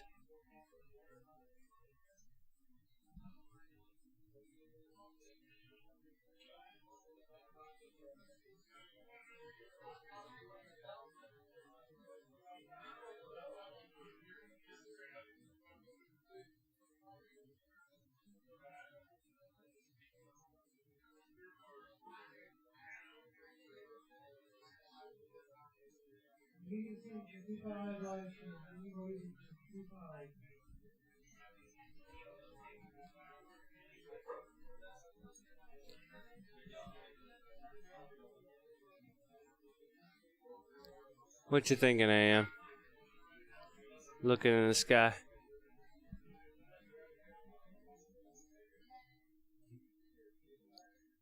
Again, I didn't mention this before about Ches doing a 4-bet here, leading out over the top here. I believe this is something that, yeah, he's going to take it down. Ches did exactly what I thought he would do, or what his possibilities of could doing, implementing like a king and queen, and took the hand down with 8 high. I thought I did a good job on that one. Is he one of the best Big Papa? Who are we speaking about, Reaver? Who? Viet is one of the best tournament players I've seen. He's been on a run. One of the local players I've seen, he's been on a run beyond imaginative right now. He's done so well tournament style. He's done massively well.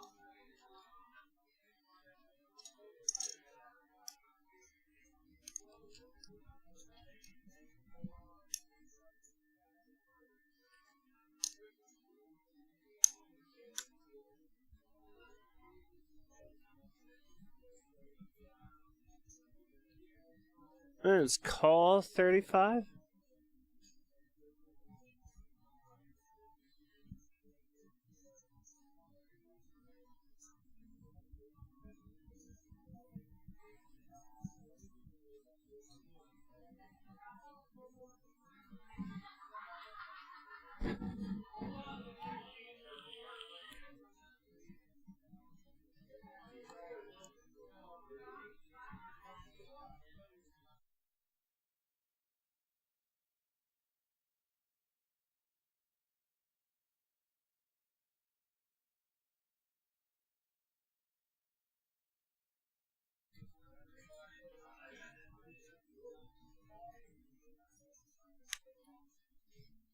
Alright, guys, give me one moment. I'm going to be right back.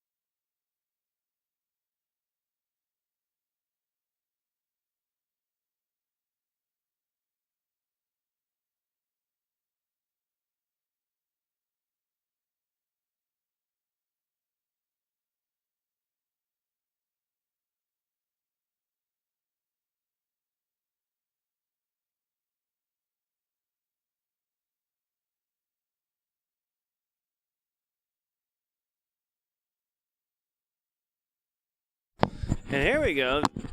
Viet's going to flop the straight here. Sick and nasty. 2 pair for Angel. Ugly run out with the 7-7 here.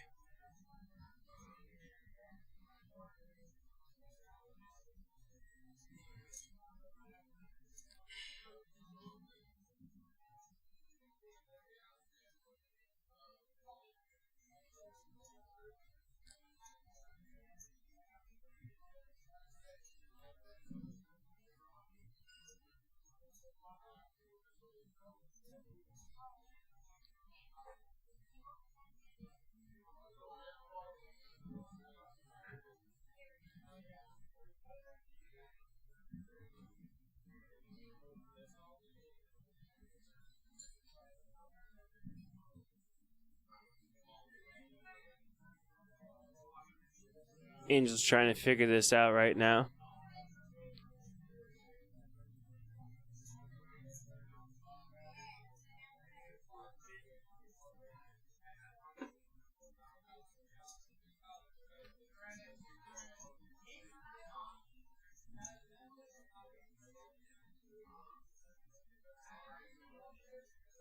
Angel's trying to figure this out.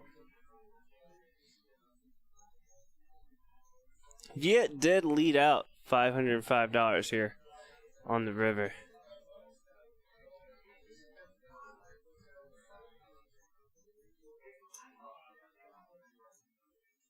Oh no.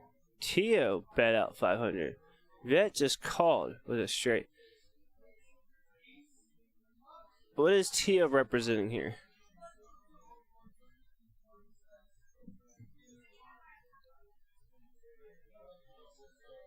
Angel calls. Queen. That's a full house. Viet had a straight. And he shows the other queen. That's sick. sick and ugly.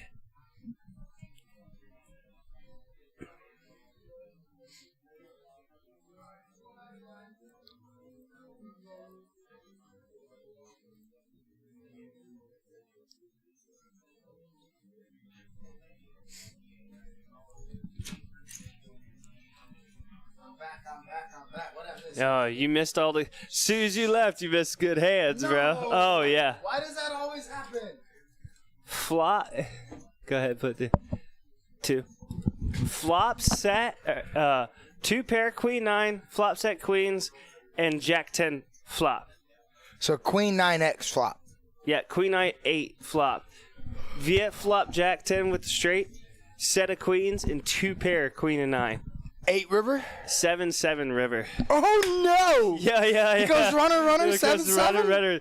Oh my That gosh. overcalls, and Angel overcalls that with the bottom 2 with queen 9, and Tio had queens full. Oh my goodness! What a run out for. And then as soon as full. you left, we had aces versus king queen, and AM was leading out strong with a flop, like up and down straight draw, straight Jack out of 10. the gate. Jack 10. King queen versus aces. Jack 10 comes on the flop. Oh my goodness! It goes runner, nothing. And then Aces hold. Ches just bluffed out. Like, you missed 5 great hands. Of And course, Ches just it never fails. bluffed out. You're right. We start getting to see whole cards again, and all of a sudden I step away to get a Communicate with to the get a peoples. beverage. I had Grandma. If you're still there, I just took maybe a couple of screwballs for you. Couple. Maybe. Had to. Where's your little flask at, bro? You miss it? What happened? It's empty, bro. No. I'm out. We're leaving. I didn't buy another bottle. It's all good. Yeah, the flask is where it's at. Big question. But we don't talk is about there that. the crypto need? Wait, what? Where is Brycito. I don't know who that is. Bryce? I don't know where Bryce is, if that's who you're asking. Hectic. But, What we got here? Queen Jack taking a pot? Jack of clubs takes it down with the flush. Flush, yeah. Second nut flush there. Tio up 2K. Yeah, it was a sick pot. Just, yeah. I tried to get the wave to you. Ah. Sure, all right. You know what? I cannot give Derek any crap, bro. He's reading freaking Harry Potter. I'm okay with that. On live stream. On live stream, I'm okay with him reading Harry How big Potter, of bro. a grinder is that guy? Oh man, I'm sure. You know, all those books are about 800 pages deep, right? But I'm okay. I can Derek, you do understand- you, bro. I can understand like do you. putting headphones in, Yep. audiobook, Sure. okay? Okay. So I can still pay attention to the game. Yep. So that's But actual reading? but actually sitting there reading a book while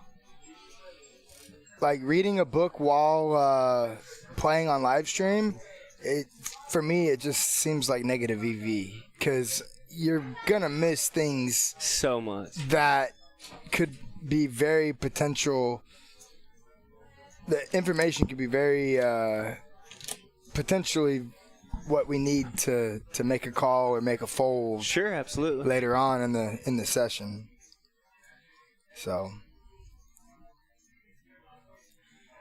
looks like Ace 8 takes down with a C bet. AM, he won a whole $42, boys and girls.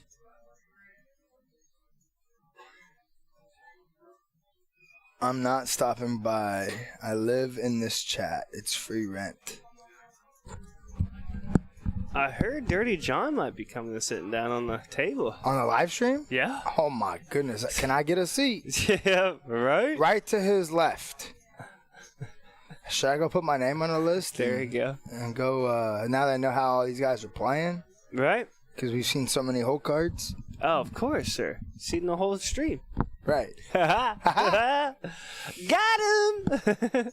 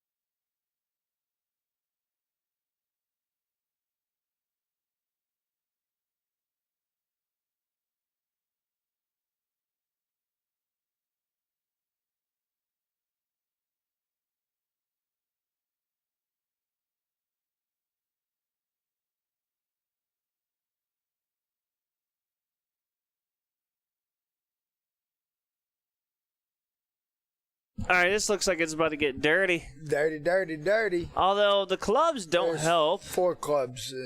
Yeah, I could see this as a check. Oh, looks like players are getting up. Oh, we got somebody racking up. Oh, AM. No, Ches. I guess he's just gonna go. He's just taking his money and running. Oh, Ches bought in for 5,000. So. Did he?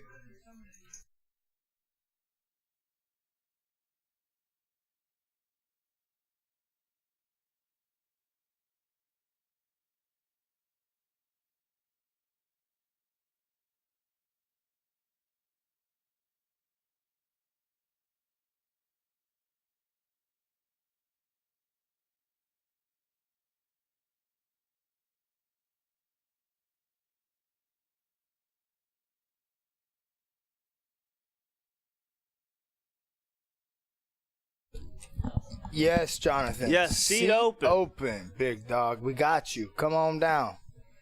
Yep. Prime Social. Seat open.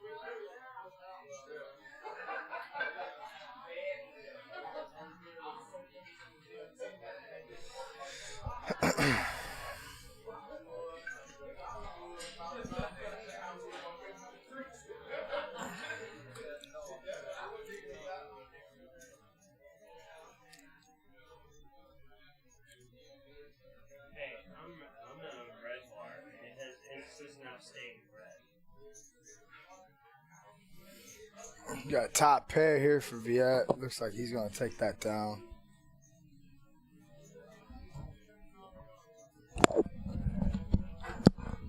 Oh, yeah. 3.5 for Tio. AM's 3.2. I think he's going to be leaving. AM just picked up. Yep. Yeah, so it looks like a couple people are getting to get off the table right now. I know. Yeah? Go get in.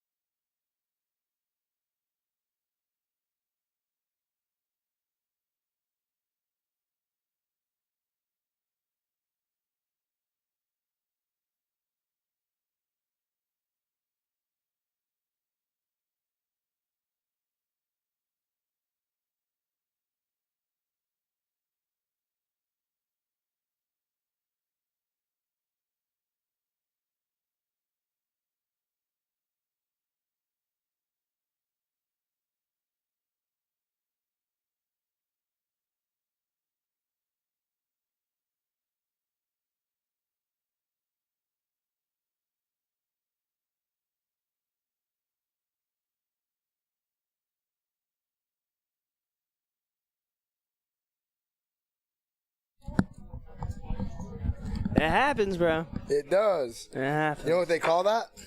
Bad luck. Poker. Poker. King Queen's a pretty good hand right here. But yeah, I heard about that. So I want to check it out. I want to get a little bit more information. Maybe I'm gonna call you. Me and wifey call you. See if you got any information more about that. That's why I was looking yesterday about Airbnbs, and I was like, oh my god, it's incredibly stupid. Yeah. I mean, you're better off staying at like a.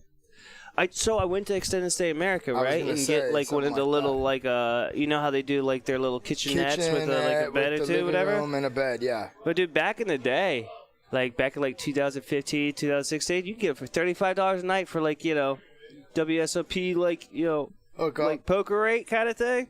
Shit, bro, I was looking at it now. $100 a night. Yeah, $100 a night, easy. Yep, and it's not nice. Nah, I mean, it was what it was, but yeah, dude, I mean, like, that's what I was looking at last night, man. I was just like, oh my god. Yeah. Even one in Henderson going like. That's for a month and a half? Yeah. Or only 30 days. I couldn't even tell. I think it's a month. This is from May 30th to July 20th. That's actually $2,500. Ain't terrible, man. For 45 days, 50 days. That's not that bad. It's like $50 a night. Was it really? Do the math. God, I'm trying to do the math right now. 2,500 divided by 50 is $50. Oh, that's not too shabby, then. That's actually pretty good. That's not too bad. It just seems like a lot because of the round number, the big number.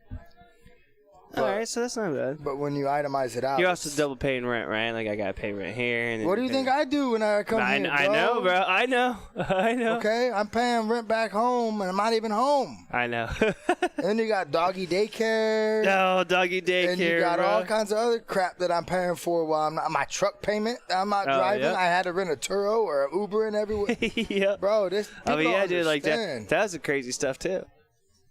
What they were saying like that and all that. And then that's not even, like, at least I was looking at houses and stuff. But, yeah, I mean, I'm sure you could call them. But, like, yeah, it's not so enticing to, like. $80 a night. For a one-bedroom kitchenette. Called budget suites, bro.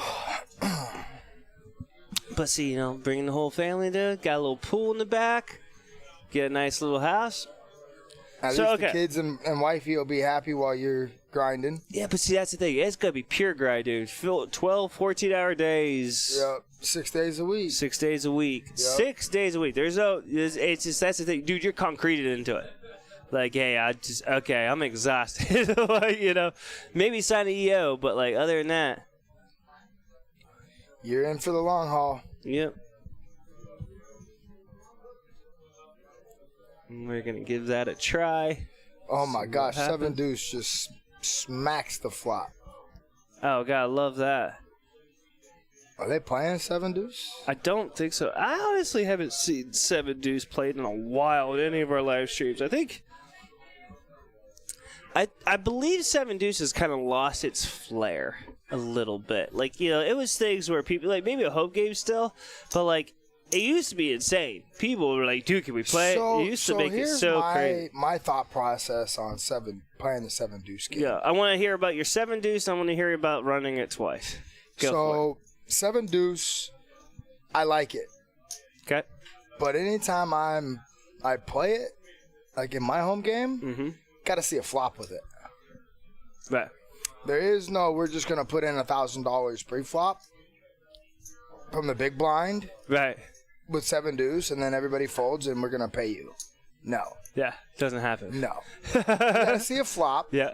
And you got to win with 7 deuce. Now, if you want to bluff on the flop, cool. But then it takes that hand, and now you're going to try to make up a hand like, oh, if I had 9, 10 of clubs, how would I play this hand, right? Right. So now we're going to play the hand post-flop, and we're going to try to actually win with 7 deuce, right? So that's... I always play where you got to see a flop, because then you could damn near play it like a blind hand, like you don't even know what you have, and just go for it, right? Sure. But yeah, the whole take it down pre-flop and we're going to pay you. So what you're saying is if I raise $25, you 7 deuce, everybody folds, I get paid. No. Right. Right. Yeah. No, it's not like that. We want you to be calling bets. We want you to be putting – the whole purpose of 7 deuce is to get bad hands to play. Yeah. And – well, another thing, too, with not only getting bad hands to play, but realistically, where you'll see that, you know, if everyone's playing on the table, it's $25. Dude, you're only getting $200. You lead out 125, and you don't get a flop like this. Right. You know, and then you just say, okay, 300. You're like, well, what are you doing, dude? You're losing value of what the 7 deuce is even worth. And that's another thing, too, right? Like, a lot of people would, like, 3-bet go crazy with it, unless you just smack dab the living life out of it. Yep. All right, running it twice. So I have my own reasons. This is one thing I would love to talk to you on our podcast. But, like, running it twice. I always run twice. Okay, why? I feel like running it twice will opens the game up a little bit more. I think people, so I always am the type of person when I sit down, if it's a table that starts talking about, oh, do you run once or twice, so on and so on, I'm always like, oh, I always run twice. Right. Because when I tell them I always run twice, now they typically will potentially call my all-ins a little lighter. Okay. Knowing that I'm going to run twice. If I can get a guy to call me with just top pair running twice versus him folding top pair knowing I only run it once, the odds are the same. Sure.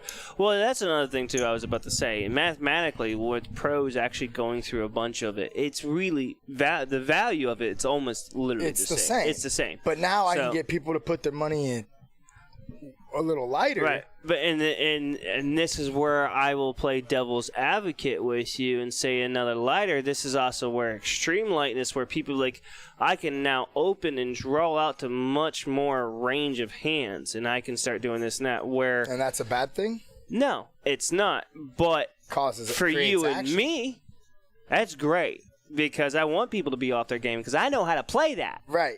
I want people. So that's the conversation to themselves. Oh yeah, I'm gonna call this all in, even though the math isn't correct. But I have a flush draw, and I know he runs it twice. Right. So I'm gonna go ahead and put it in. Right. Because at the end of the day, if they got a draw and I've made the math incorrect to draw to that draw by my bet sizing, I want them putting their money in. And if running it twice gets them to put that money in, yeah, I'm okay with it. If that's why they're putting it in twice is because I'm the type of guy that runs it twice versus, oh, I'm going to rip it, then sure. But and then variance too. So I guess back in my home game, we play a lot of our friends quite a bit, you know. So we typically run 2 or 3 times, believe it or not. Oh, I missed running it 3 times. 3 times is the way to go because there's always a winner. Times. Yes. There's a guaranteed winner. Unless you're just bluffing in the quads. Right. But they're going to be, you know, someone's going to win 2 out of 3 boards. Yeah. There's another buddy of mine who's an advocate of running it 2.5. You ever heard of 2.5? No, I haven't heard. So you run 2. Yeah. If it's a chop, you run a third. Really? Interesting. If it's a scoop, you don't run a third. Okay. And then the third counts for a third of the money. Gotcha. So now if you split, you're going to either win a third or you're going to lose a third. Gotcha. So you're either going to lose it all, win it all, or lose a third, win a third. So it's different. It's different. But yeah, running it twice, you know, I think it's good for the game. The average person thinks that because they're running it twice, they have more chances to win. Yeah, see, I also think it's just like double board bomb pots. People don't know how to play them. I also believe they have no clue how to play double board bomb pots. I also believe it's the same thing for people using the option to run it twice. It does look like we turned our game into a 2-5-10. So, yeah, that could change the ranges a little bit. Yeah. But yeah, I'm a firm. They think running it twice, they're gonna have a bigger opportunity to win, but it doesn't. The math is identical. Right. You still have aces versus kings. If I have aces and you have kings, the math doesn't change based on you running it twice. Right. Now, I've also played with a guy. This is back in Fort Lauderdale. Okay. Played a lot of PLO out in Fort Lauderdale, and there was a reg there that I played with for hours. Very active, very aggressive, and he actually picks and chooses when he runs it twice. Really? He's not one of the consistent ones. I'm always one, like, if you're going to run it once, you better always run it once. We're going to always run it. If I'm playing against you, we're ripping it. Yeah. We're ripping it. We're not going to pick and choose when we run once or twice, right? Based on your hand. He runs it once when he's behind and twice when he's ahead. And then I asked him what his logic was. Excuse me. No, you're good. And he literally said, he goes, when I'm behind and I got 30%, it's very hard for me to win twice. Sure. When I'm ahead and I'm 70%, it's very hard for me to lose twice. Okay. So when he's ahead, he'll run it twice with you. When he's behind, he's going to rip it with you. Rip it with you. You know, I actually like that dynamic, though. But too, it right? makes sense. Yeah. It makes sense, right? If I got 20% chance to win, the chances of me winning both boards, you know, if you have kings and I have queens, the chances of me hitting a queen on the first board and on the second board or something to catch up, are going to be slim. Right. So now it's almost like you took your 20% and turned it into 10%. Right. In a sense, right? So when you ask run it twice, you say, look, I'll just say straight up, if I'm behind, I run it once. If I'm ahead, I run it twice. Yeah. Then show me your hand. Yeah. You know what I mean? Yeah. You know, that works. Like, you know. So like on Poker Bros, when you want to run it once, twice, 3 times, like if you're all in on Poker Bros, sure, you get to see the opponent's hand. Sure. Before deciding if you're going to run it once, twice, or 3 times, right? Right. So similar situation. Here, they make, like a lot of times, players will decide once or twice before cards are shown. I like showing the cards. So if you got top set and I got open and straight flush draw on a 10-9, 10-9-4, 2 diamonds, and I got queen jack of diamonds. Yep. And we get it all in on the flop, understandably. If you have a set of 10s, do you like your spot? No. I hate it. If I got queen jack of diamonds, I'm okay with my spot. Sure. 100%. I got half the deck. Yep. Let's run it. Yeah. And so at that point, I like to make sure my opponent knows what they're up against before they decide once or twice. Because, you know, sometimes, and a lot of times I'll leave it up to my opponent. I'll always say, you know, I always run it twice, but whatever you want to do, big dog. Right. You know, you want to rip I've heard it, let's you say rip it. Right, yeah. You know. But, yeah, it's a weird dynamic.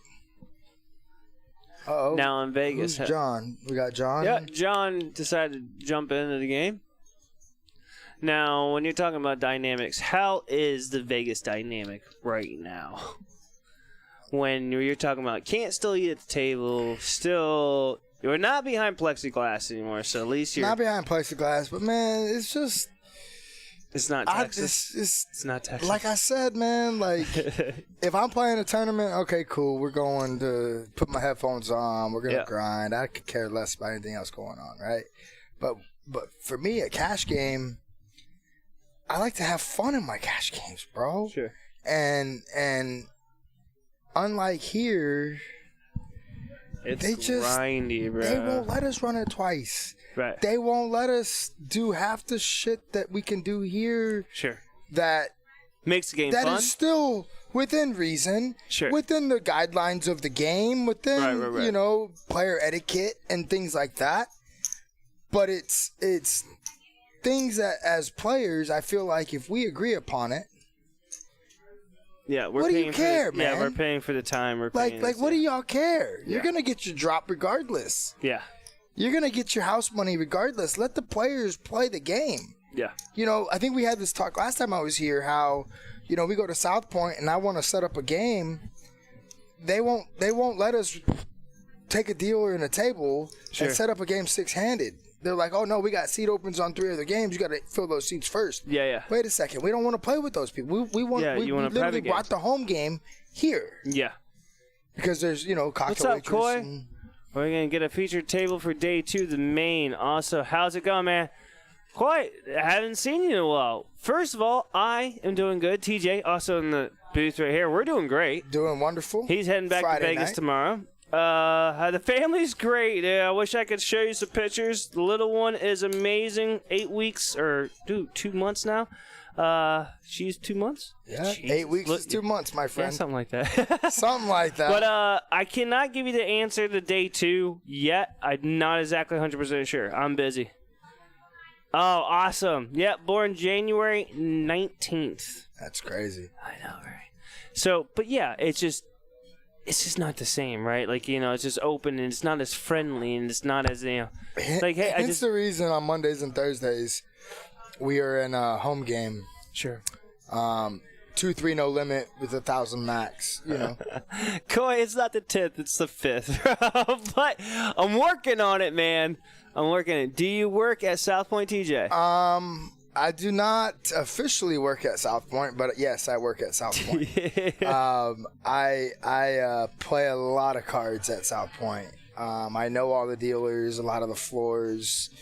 That's kind of my prime social in Vegas. Sure. Is South Point. Hard Rock's my prime social. Yeah, dude. Like, that is. That's where I used to. My home court is South Point. Yeah. So whenever I walk into South Point, just as I walk into Prime, it's, hey TJ, how's it going? You know, everybody greets you with a smile.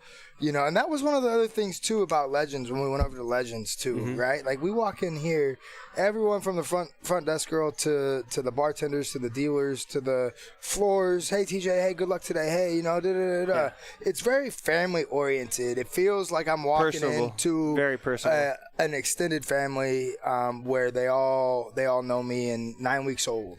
She said 9 weeks old. Coy, my bad, 9 weeks old. Congratulations Come on, 112. Reese, get with Yo, it, bro. January 19th. How are you? Dude, I'm 39. Leave me alone. God, you're getting old, bro. Yeah, I know. Coy, congratulations. But no, it's the personable. Yeah. Right, it's being personable. It's the personality of the of what we create out here. Now, not everyone's perfect, but like, yes. Yeah. I mean, in the sense where you walk in there and you just, no one even... It's just games. So I walk into Venetian and nobody, and I've won 2 trophies at Venetian in big tournaments, and I couldn't tell you one floor's name. Right. I couldn't tell you one dealer's name. Right. Right. I walk into South Point, and that's where I grind my dailies predominantly, and a lot of my cash. They got good promotions and stuff over there, you know. Sure. And it's convenient and that kind of thing. Oh my God, you're 38, bro. You're not even 39. Whatever. I never remember anymore. Reese. We need to. Do we need to have a talk, sir? We can have a talk. Okay, we'll have a. Lisa, don't worry. I will set him straight. Yeah. I will. Can I have a chocolatey talk? Yes. Oh, man, those chocolates are something else. Oh, those gourmet, chocolates are bro. great. Gourmet chocolate. Oh my gosh. We can concur, One my of a friend. kind. Love One it. of a kind. Back to poker. Yeah. Oh yeah. We need to go back to poker real quick. Can I get on the background of the guest commentator? Can you get on the background? I don't know what that exactly means, Coy. I don't.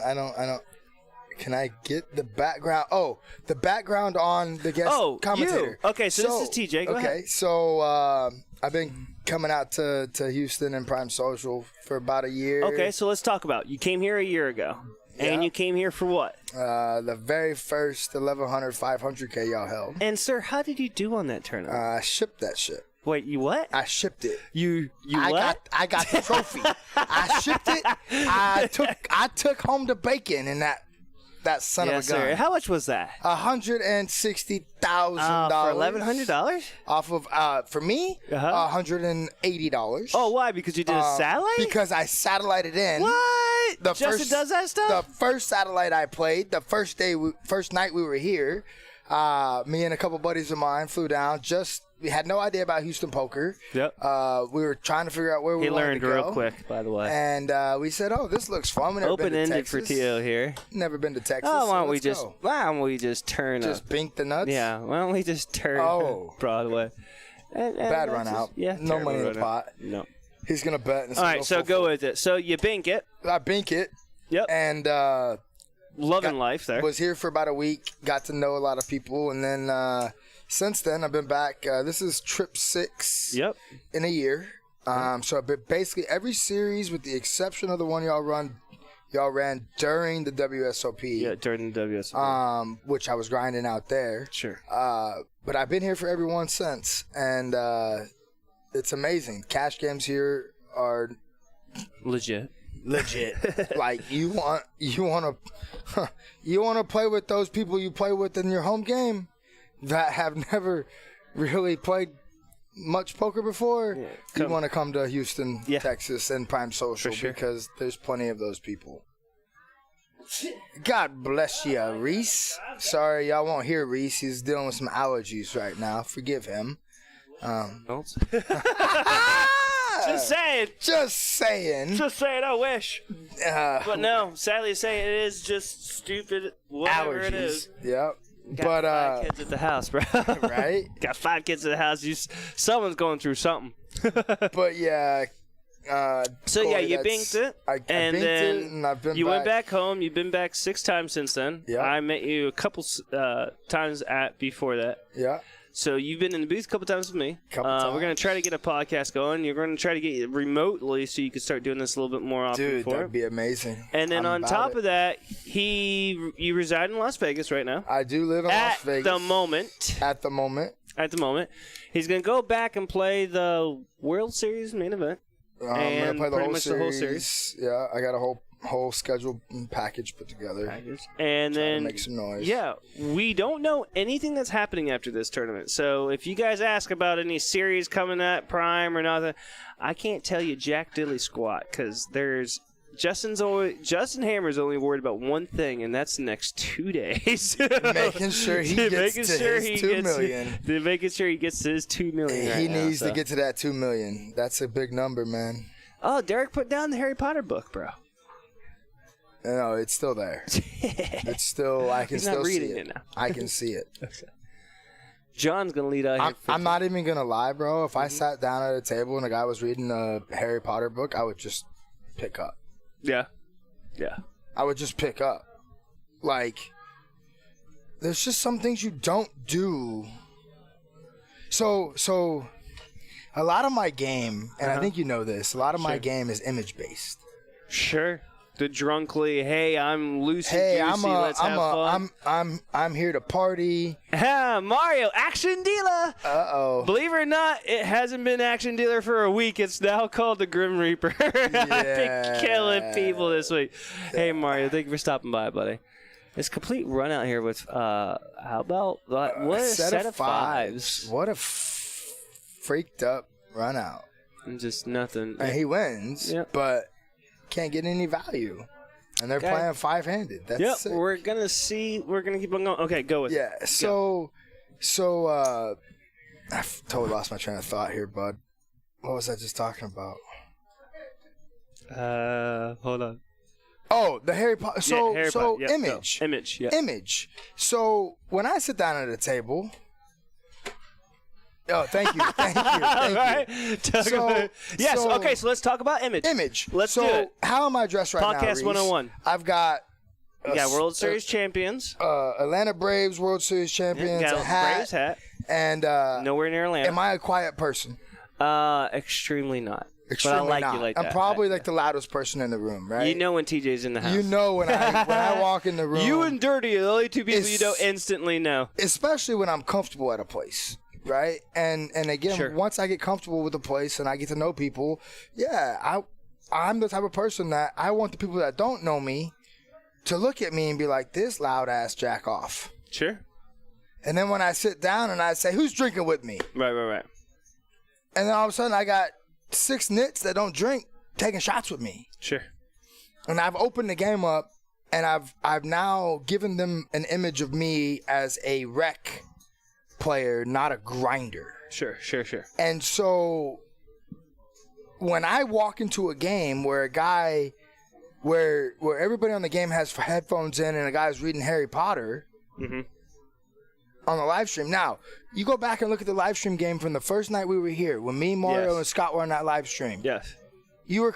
I make you come out and buy everybody shots. Yes. I make you. I say, Reese, it's not an option. Yeah. You're bringing shots to my table. Yeah. Reese, you're paying for shots. And we're gonna load up everybody. Everybody's gonna win. It's not like you're doing it for nothing. Sure. You know. Absolutely. Yeah. And so now the image on that table, it no longer feels like a bunch of freaking grinders sitting here trying to make rent.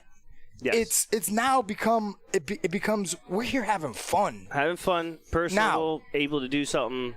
I'm fortunate enough to be able to play in that capacity, and that's when I get people into my comfort zone. Sure, absolutely. And versus me sitting up here So again, uptight, when we're talking about image base, it's about getting them into your zone where you're comfortable. So you want to hear a funny story? Let's go. You want to hear a funny story of what I do in my home game? I hope nobody in my home game is listening, right? All right, guys, don't listen. You're from the home game. If you're from my home game back home, so we have just like here, we have Grandma. No, don't tell nobody. We have cocktail waitresses, sure, and everything. And there's screwballs lined up, right? Yep. How many times you ever heard me order a tequila? Never. I drink a lot of tequila in my home game. Okay. what else looks like tequila? Water.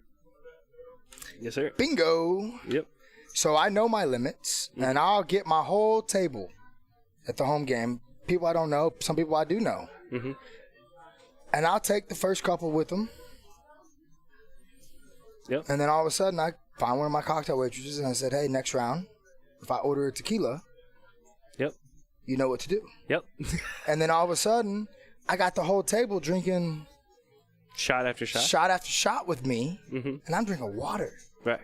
And now all of a sudden, the whole table is shit-faced, and I'm sober. I'm not sober, You're not sober. but I'm not inebriated Sure.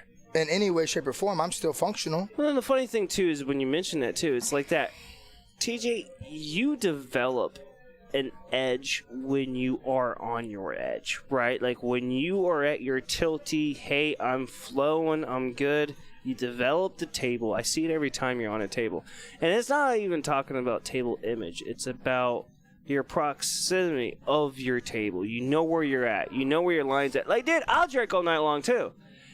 Until that point where, okay, if I can't function, I can't play either. You can't win. Right? Yeah. You can't win. You're going to lose. Yeah, but I mean, at that point, too, it's just like, yeah, you drank and you have fun. But at the same time, like, I'm also not playing to lose, all right? So, I mean, everyone's got to know their fine point. line Absolutely. of knowing when to switch the tequila, Sure.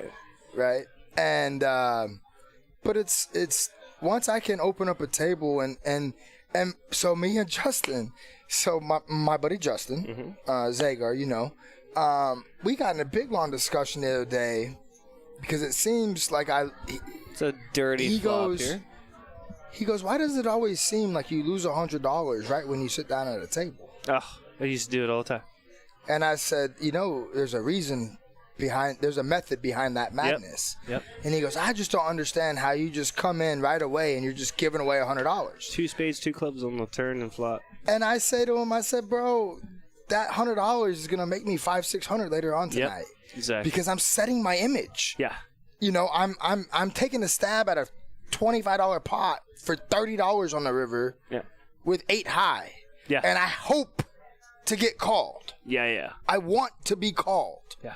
Because then an hour later, once the alcohol started to flow or once the table dynamics have changed to what I want, Yeah, exactly. all they remember when I bet that 250 on the river next time with the nuts, all they remember is the 8 high bluff that I showed right when I sat down. With a small little ass pot. Right. When a pot that meant nothing. Right. And so. You know, it's funny you mention that because I remember when I first started playing the Venetian back in like 2007 when everything started getting really big. Mm-hmm. The first thing is like, you know, everyone would be like, yeah, you always drop $150, $200 real fast. Because I opened up so high. My VPIP, when I sit down at a table, my 100% initial for the first VPIP, 40 minutes. I'm raising like 100% of my first hands. Yep. Like today, it was 5-3 off. My first hand at my new table I sat down on. 5-3 off, I raise. Yeah. And I hope I get called, and I hope I have to C-bet. And then after I get raised on the turn, I'm going to flip my hand over. Yeah. And I'm going to say, shit, I missed my straight. Right. So that takes me to another conversation. All right. John's got 10s here. Derek folds his ace deuce. And then ace-3 on the Ace, button. he's gonna call. Calls Right. 100. That brings the next one. Go. Oh, that's a deuce. pretty. This is pretty. This is gonna be should bet. be a bet pretty check easy- bet fold. It right? should be a C-bet from the small blind and then a fold by David is what I'm anticipating. Unless David just feels froggy. I don't see no. But I don't see no froggy. frogginess coming out of David. Yeah, it's kind of instant. He's just going to probably put it in the muck. Dave's been playing pretty strong right now. Yeah. All right, go. So, you ever fired a bluff on the river into quads, yes. and gotten called? Yes. Just in general. Yes. When you get called and you have a busted straight draw, let's say you have 9-7, your favorite hand. My Flop favorite comes 8-6 deuce. Perfect. Turn a king, river a deuce. Yep. And you barrel, and you get caught Yeah. on the river. The guy calls. You know you're dead. Yeah. What do you do with your hand? Show. How do you show it? Man, with confidence. Yeah, oh yeah, confidence. For sure. Man, you got me. I got it. Yeah. Oh, wait a minute. Oh, shit, I missed. Yeah, right. I see so many people fire their bluffs on the river. Yeah. And then instant And then lock. let's say I'm against you and you fire the river and I'm in position, so I end up tank calling with my king. Yeah. Or my 10 or whatever the hell it is. Sure, or right? the deuce. You or catch the deuce. ace deuce on the river. Right? And all of a sudden I feel like I got to call, right? So I call. I'm never going to show my cards as the caller. Right. Until you flip your hand. I don't care if I have quads. Because I've paid for the information to see your hand. Right. And if you elect to put your hand in the muck, perfect. Yeah. I have no chance of losing. Yeah, absolutely. I have no chance of losing. Yeah. And I see so many people when they get caught bluffing, they say, oh, you're good. And just instantly. And then they just throw the cards in the muck. Yeah. Instantly, too. So they don't even get to see what I've called them with. They don't know how I played my hand now. Right. They get zero information. No information at all. Of what I did with my. Thank you. Turn that shit Just over turn that shit over when called. Yes, and Kohler. you flip it like it's the nuts. Oh, Derek's playing 9-7. Let's go, Derek. 9-7 with middle pair, and he has the best hand. Imagine yes, he that. does. Surprise. Imagine that. Oh my gosh. Uh-oh. Yeah, it's gonna take it down. Yep. Yeah, Derek wins. $35, beautiful, baby. Derek wins. But you just turn it over, man, because but it's just, again, it all plays into your image. Now they know you're capable of betting your draws or shit. Sometimes it's just king high air. You know? So 4 months ago, back during I was playing a little bit of cash during the last series. You weren't here during the summer series. Okay. Now filling a game, trying to get it going. Yeah, get it going. Of course. And literally, I just 3-barrel bluff, baby. 3-barrel bluff. Queen jack, nothing. Like deuce 5 on the flop, like 10, and then like nothing, like another 3 in the turn, whatever. I bet at it. And I just, he calls on the river, like made it like 1-something on the river. It was like a $300 pot. Like stupid. And I just did it. And I just showed queen high. Instant mucks his hand. I'm like, holy shit, bro. So, you know what I mean? That happened to me at South Point a while back where, again, I busted straight draw. I miss. There's 3 clubs, 2 spades on the board. I have black 10-8 on a 9-7 board. Okay. And it runs out 3 clubs. I didn't mean to angle this guy, but one time I got called after missing a combo draw. And when I flipped over my missed draw, the guy snap mucked and I had 5 high. Yep. Midway through the next hand, he gets pissed and realized I missed my draws. Yeah, that's exactly what I'm talking about. But here, let's go with exactly what Coy just said. Confidence. Dude, because the same thing with that queen jack hand, the guy had a pair. Of course. And I said, boom, queen jack high. And I said, boom, I got queen jack. And the guy just goes, and mucks it. And then realized he had a pair. Right. So on this hand, so it's like, go for it. The guy has, I don't know, a pair of 10s on 10-8. No, a pair of 9s. He has like ace-9 with red, like red. And the board runs out 3 clubs, 2 spades. Board, I have 10-8, 9-7. It's like queen 9-7, deuce 4, but it's all black. Mm-hmm. And on the river, he checks, I bet, he calls, and I flip my hand over confidently, and he says, straight, that's good. Taps his cards and mucks them. Yeah. And I just looked at him, and I'm like, yeah, straight's good. And the dealer instantly just scooped the cards. Scooped the cards. We're done. Yep, we're done. And I'm just sitting there baffled, like I don't know. He saw 2. I had a club and a spade, so I had 4 clubs and I had 3 spades.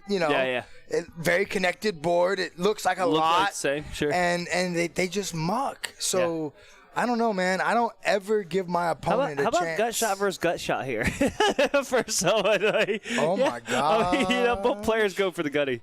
Both players going for the gutty. I mean, ace-10 is best right now, But no, again, Coy, and this is exactly what we were talking about. Table image.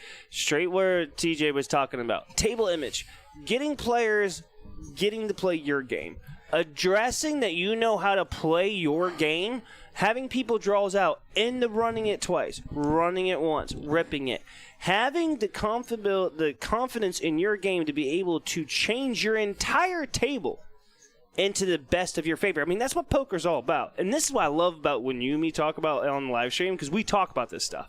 And you know that's why we like it. But, like, at the same time, it's just like it's the table imagery that you're setting out. But at the same time, when you're confident, you do get hands to fold. It does not matter because people are so like, especially Omaha, dude. I've seen so many people with flop aces show it, and then or they'll be like, oh, I got to 2 aces, but don't show the other cards and muck the rest of their hand when it runs out flush. I'm like, hey, I got it. And they're like, oh, yeah, you got the flush. I had aces. And mucks the hand before I even pull out my 4 cards. They're like, yeah, you must have hit the flush. Yep. Sure I did. Yep. And it's amongst the cards. Like, yeah, I hit it. Like, sure I did. Yeah, sure. Yeah. I've been doing this other little thing, too. This guy's actually cracked. Yes, he did. Yeah, he cracked his book. He did. He was reading it. I actually seen him live reading at the table. I'm not even on the stream. I went and grabbed a beverage, and sure enough, he was sitting there reading it. It was interesting for sure. Like I said, I'm never sitting in that game with him. Sure. So let's go back exactly what, and that's the thing about table imagery. I remember when Florida just opened up back in like 2009 or 2008, and they were all cap games, all capped. You know, blinds 1-300, but they're all capped at 200. And no offense, but you had the average age of the table was 55 years old. And I was like, there is no way I'm even going to play my game here because my 8-7s, my 9-10s, I'm going to lose more money gambling to pop them than I'm even going to get it paid off. Because if the guy leads out with ace-queen and I get queen-jack, I'm instant dead every time. I'm not live. Ever. Yeah, and it's just, and it's not. And it's a crazy thing when you see like older people, and I'm not saying anything. People have developed their game, but back in 2008, it wasn't that developed. It was straight old school. ABC 1, 2, 3. Yep. We're gonna play by the book. We're gonna 3-bet all of our good hands. We're gonna fold our bad hands. We're gonna call with our small pocket pairs. Try to flop a set. We missed. Okay, we're check folding. We're never gonna hero call. Yep. We're never gonna turn it into a bluff. Queen high is never good here. Never. Like never good here. How about ace high? Yep. Maybe. Like no. Like there's so many times where that is so good and you get massive value. Like it's insane. How about Omaha games, TJ, where pair of 8s take an entire scoop pot with 3 people going all for draws. Yep. And it's just 100%. like you just made $1,800 with $400 in there, and you had a complete gutter, and your 8s hold. He bagged up. Who? My boy Tristan. Nice. My boy Tristan. He went Congratulations, sir. You have bagged up. Congratulations. You better win this shit, bro. Bring it back to Vegas or Oregon, whatever one you want to claim. And T's got Queen 7 here. You kind of got like caught trying to steal some out of the cookie jar. Tris has got, how much you got? Tristan, how much you bag? Let me text him. He better be watching live stream right now. He is. He literally just said, "I'm watching." It's cool. It's not a prop bet. I'm sure of it. Yeah, no, it's definitely not a prop bet. I would bet my bankroll that it's not a prop so bet. Let's talk about that. Not the bankroll. Let's talk about understanding table imagery as soon as we get into the table. Things are different now. You have people who are straight up old school, new school. They've developed. You also have straight up calculators in people's head now, all ICM factors when it comes to chip count modules. You also have all the solver people now, right? No, but it's true. It is. And the funny thing is when you're listening to really good live podcasts and live streams, the modules and the readers all come into play now, because in high performance high stakes poker, they feel like that is the straight etiquette of where it's going because it's basically structured calculator. So but here, hold on. Let me finish. Hold on. Okay, hold on. I know. But listen, just like Moneyball, old school poker, and the old school baseball reading, where people would actually implement things in that structure, all right, go. But it does go to it. Okay. It's going. So I'm just doing that over and over again. yeah, he's done that like 18 times. Yeah, go. Okay. Go. So Ace deuce for John here. So I don't. It sounds crazy, but I can count on one hand how many times I've used a solver. Sure. It's probably I someone know in my WSOP GTO. yeah. I know. I feel like Ace Jack for David here. the whole GTO thing is playing too much by the book. Yeah. And like I feel like if you're playing online, okay, fine, let's run that. But when we're playing live, the GTO solvers don't take in effect the 8 shots of tequila. And Sure. I don't mean water. I mean true tequila. Sure. That Screwball. C4 or screwball or whatever else that C4 is pounded. Yeah. And how he can't hear he can't understand himself Here's talk. the audiobook. Right.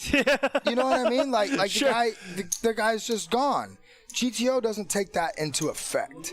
Sure. And so for me, as much as I understand it and I respect it, don't get me wrong, Yes. I respect it I agree 100%.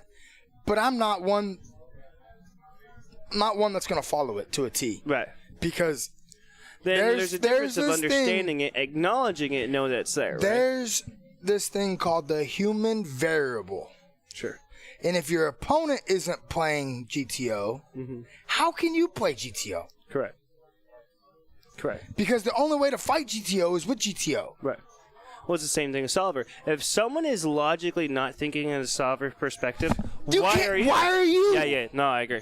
I agree 100%. If you have that middle-aged retired guy that has a 9 to 5 that comes to Prime Social on Friday nights because his wife went out with the ladies, with her girlfriends or whatever, Sure. and this is his getaway. Yep. He don't give no shits about no solver. He looks down at ace 10 suited and he says, "Ooh, they're pretty. I want to raise." Right. And where's my beer? Right. At the bar. And so how can you play GTO against that guy? Sure, you can't. You can't. So now you have to play the human variable, and that is why I play predominantly live This image versus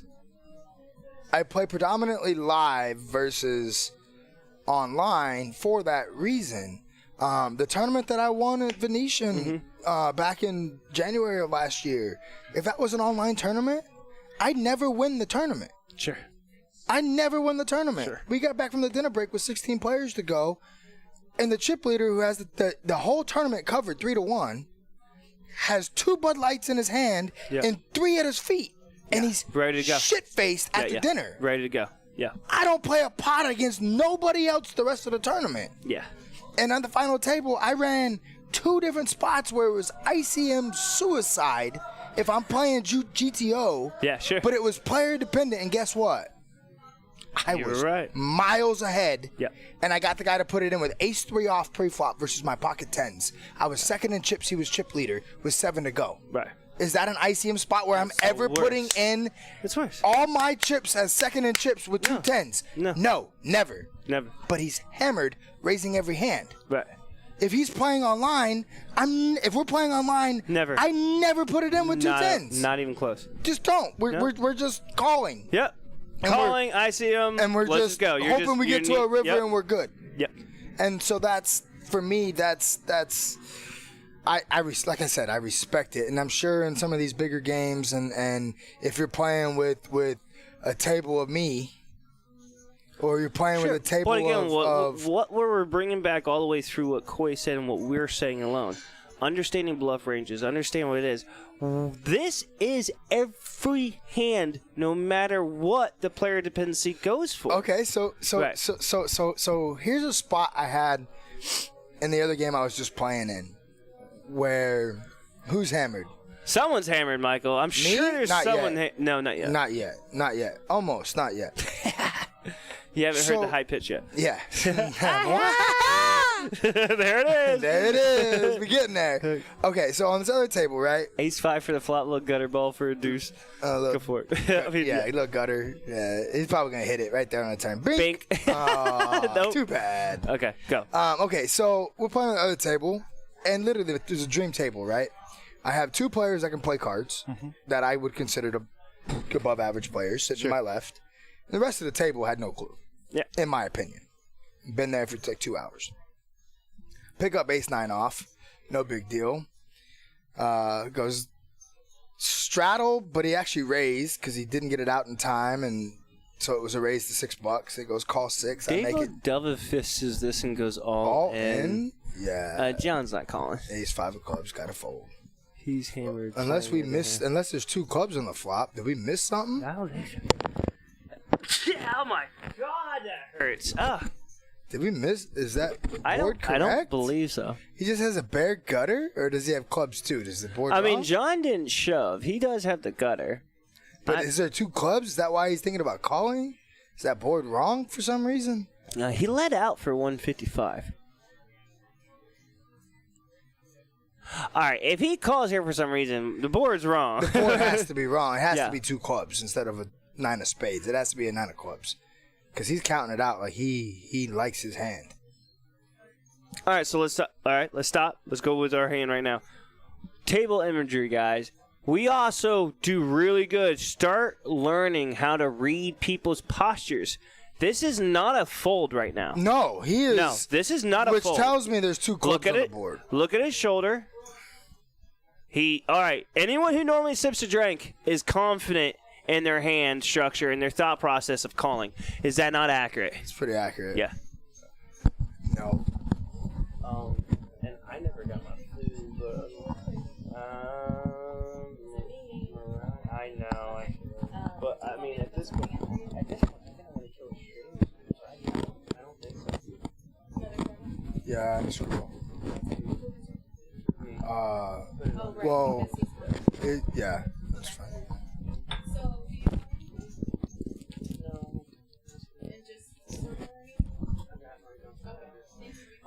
If she hasn't put it in, don't worry about it at this point. Is the kitchen still open? Yeah. So like 12:30 or 1. Okay.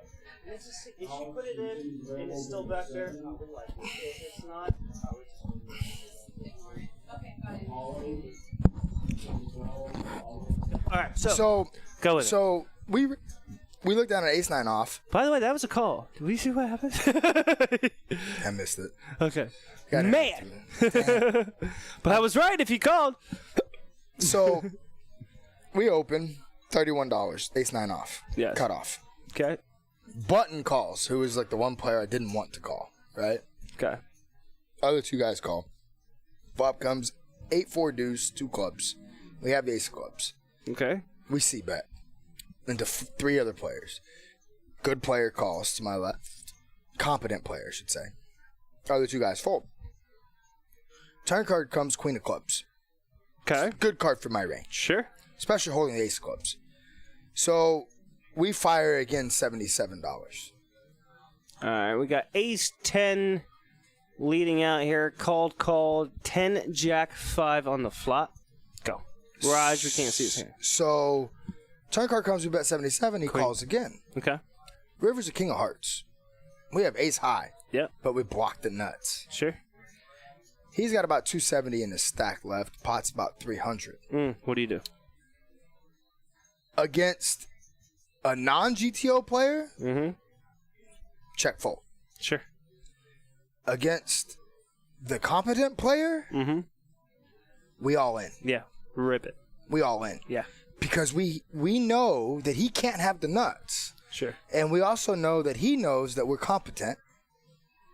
And he needs to have a flush to call. Yes. He can no longer call with ace-8. Yeah. He can no longer call with 9s or 10s. 9s or 10s, yeah. With the queen and the king both out there. Even a queen, a queen with a crap kicker, like right. a queen, even like maybe like Well, no. There was No, a 8-4 10, deuce. So he has to have Queen 9 maybe. You can't call with Queen 9. You just can't. You can't do it. You just can't do it, right? So he ends up tank mucking, right? So a little bit later on, we got to talking about that hand, me and him. Okay, because he's a good.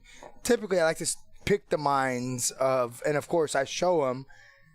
I show him the ace of clubs, and I said, I know you can't call, right? Because you don't have the nuts. And I muck my hand. So he has no idea if I have the nuts or just the blocker. Right. But I'm doing the same thing with the nut flush against the same guy. Sure. Okay? I'm playing the exact same way. So a little bit later on, he goes, yeah, you were bluffing with the best hand. Get Compton Poker. Agreed. Yes. Yes. Yes. So he tells me, he goes, nothing I could do. You tied my hands. You were supposed to check river. He turned double gutted. Oh, nasty. Or flop double gutted. He said he had 5-6, 8-4 deuce flop. So he has a 7 or a 3, makes a straight. Mm-hmm. And then he goes, I expected you to shut down on the turn, and I knew that if I checked turn, I was losing the hand. Or I'm calling. Well, you're check calling, but at the same time, like, you now have the blocker, and if you didn't hit, which is exactly what happened. Right. Ooh, and so, just so y'all know, this chat's about to get lit. One of my favorite bartenders here, Miss Cessia, just brought me a screwball and a Corona. And Raj has got us straight here on the river. Woo woo. Ooh. There's that pitch. Here it is. That's that pitch. Man, if y'all haven't tried screwball, y'all need to get on it. So that we were sitting there talking, and he's like, yeah, he goes, I can't jam turn because you didn't slow down. Yep. And he goes, I know you have a big club. And he goes, and if you have a queen to go with that big club, ace queen with the ace of clubs, king queen with the king of clubs, I'm not folding to his jam. Right. So he goes, I was hoping you would check river so that I could go all in and you would have to muck your hand. Exactly. But being that I had the nut blocker. And taking his range complete, like taking another player's play against them and be like, hey, there we go. Like, if he has 5-6 of clubs, does he really want to call off for $300? No. No. Without the nut, I played the hand so strong. Like, I literally had ace-9 of clubs. Right. And I would play the hand the same way if I had ace-9 of clubs. But the difference is that was a competent GTO player. Yeah. The other players at the table, I'm never taking that line. If he would have folded and one of the other two guys calls that were in the hand, I'm just going to check the turn and see my club for free. Yeah. Yeah. And then I'm going to fold to all river bets. Right. Because their ranges, they don't understand. Like Michael says amen. The dynamic of the game completely, and they're going to call with a bear queen. Sure. They're going to call with their queen jack with the jack of clubs. Yeah. They're going to call. Yeah. Because they don't know any better. Correct. Or they're going to call with their queen 9 thinking that. Or they're going to call you don't have with a king all the way out. They're going to call with their 9-8. Well, yeah, but you don't have a king of clubs here on the river when the king comes out. You don't have that. So my queen 9's good here. There's no way. Right. No, there is a way. Right. Ace king would be doing this the same way. With the ace of clubs. With the ace of clubs. A king of clubs with a king 6 or king 8 would be doing the same thing. And this particular player, again, knowing your table dynamic. Yeah. Spotting your good players when you sit down. Dude, I'll know within 15 minutes of sitting down at a table who at my table is competent and who is a wreck. Well, this is another thing, too. That's normally where the first $150 to $200 goes. That's where my first 100 goes, is finding out. This is the funny thing, too. People are like, people don't say, and who. You do not hear this in commentating anymore. You lead out for information. I'm betting for information. Correct. It used to be something that was very accurate back then. I'm betting out here for information. I know I'm dead here, or I know I might not be ahead, but I'm betting for information. So, like, when you watch some of my stuff like, Reese, why would you out here? I'm betting for that information because I'm putting the ranges on this person here, and you're like, Reese, I got you. But so many people don't even talk about that anymore on live streams. It's all about the GTO or the solvers or this and that. What happened to – and this is where you could consider Where my thought process of an old school is whatever happened to that? I'm putting this player in a range. I'm also putting myself in a range in their image. I'm betting for information. Then I can actually do my own solving and see where these. The river. Did he really with the 8? Just an 8. Okay, straight takes it down with an 8. $100. Okay, but you get what I'm saying though. Like I'm creating that image for myself to understand. This is what I'm solving for myself. What ranges are you on? What range am I on? And on top of that, what am I doing that with? What are you thinking? Maybe it was. No, it's a straight. It might have been a bigger pot. No, well, it was. Oh, that's a nice That's little. a nice- That's a nice little pot there, actually. With just a pair. Interesting. That's very interesting. Well, I didn't Or see just it. a pair of 5. Whoa, I straight. didn't. No. I saw it straight. I didn't see that it was raised. I think It was only a 225 bet. That's crazy. All right. Well, there goes that. Yeah. Anyway, it's but just you get what I'm saying now? I'm betting for information to see what this person which has. is why I never muck my cards when I get caught bluffing. Right. Because I bet he called. I gotta see that guy's hand. Right. If I muck, I don't get to see what he's calling me down with. Right. So even if Losing I'm bluffing with 9 high, yeah. if I see this man just called me with middle pair for $200 on the river, Mm-hmm. you think I'm gonna use that to my advantage later on and get 100%. max value 100%. when I have it? 100%. Yes. But if I muck and I don't get to see that he just called turn and just called river With a middle, bear 8, with a bear pair, with middle middle pair, set, yeah. with middle set. Okay. You think that information's good to know later on if I know that he's not raising me with middle set? Yeah. Especially if it didn't go out dry. Right. Like if it went dry or not.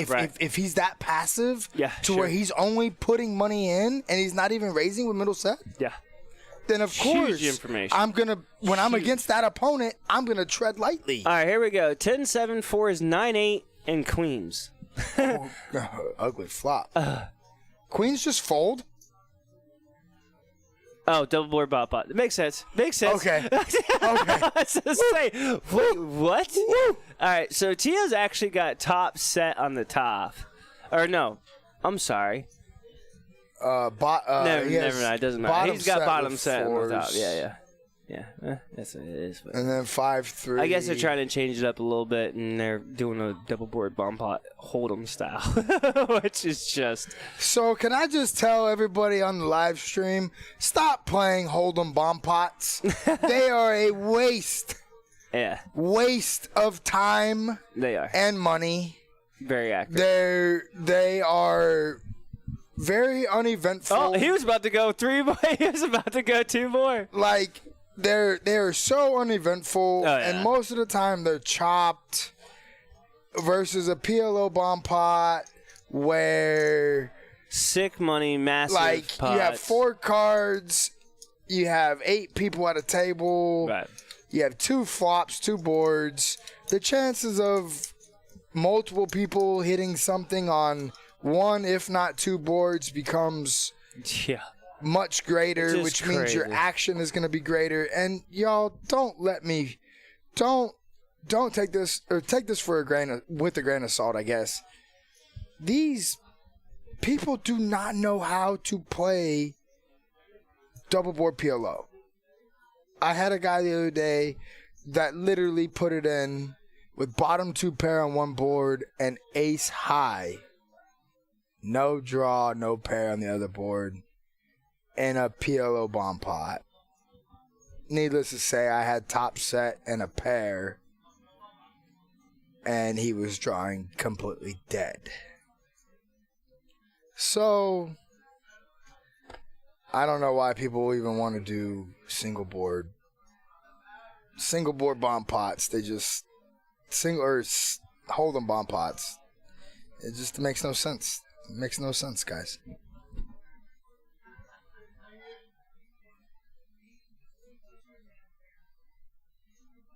I gotta stop giving away all my information and how I play. Man, people are gonna start thinking I'm not a fish when I sit down at the table. It's crazy.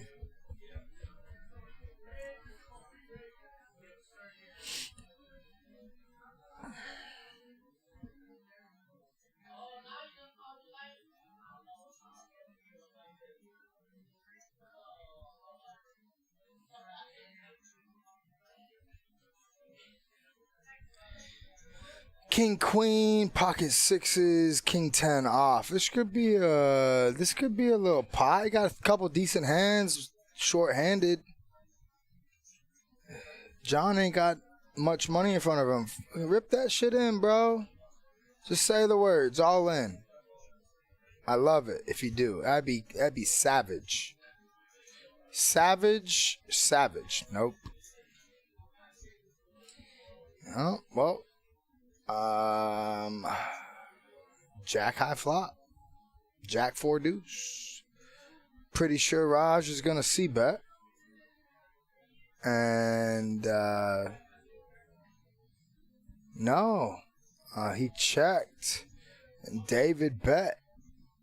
And takes the pot. Pretty solid.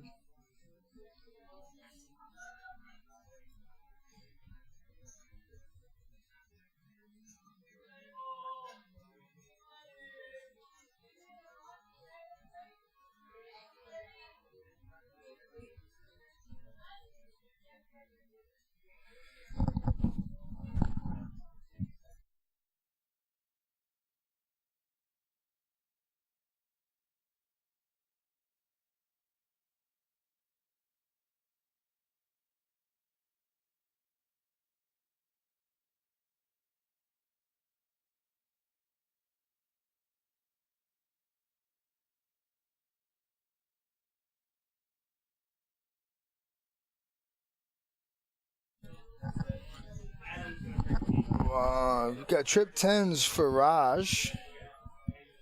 That's a pretty good board for a good old 10-9 off. $100 in the middle. Turn of 7. Derek leads with King 5, pair of 5s. Pretty standard. Gotta see where he's at. I'm pretty sure David is probably gonna fold, but he might find a call and float. No, he folds. And then Mr. Raj is going to probably go for a little raise. It's probably going to end the hand, is what I'm thinking. And, yeah, he raises the 200. And Derek just happily folds. So Raj has 200 or 2,700 in front of him, started with $400. That's pretty sick, man. Yeah, that's a great day for Raj. Yeah, guys, we're going to be actually finishing up the stream here because it's about that night. What are you doing, big boy? You going to eat? Go eat. No. You go do what you do.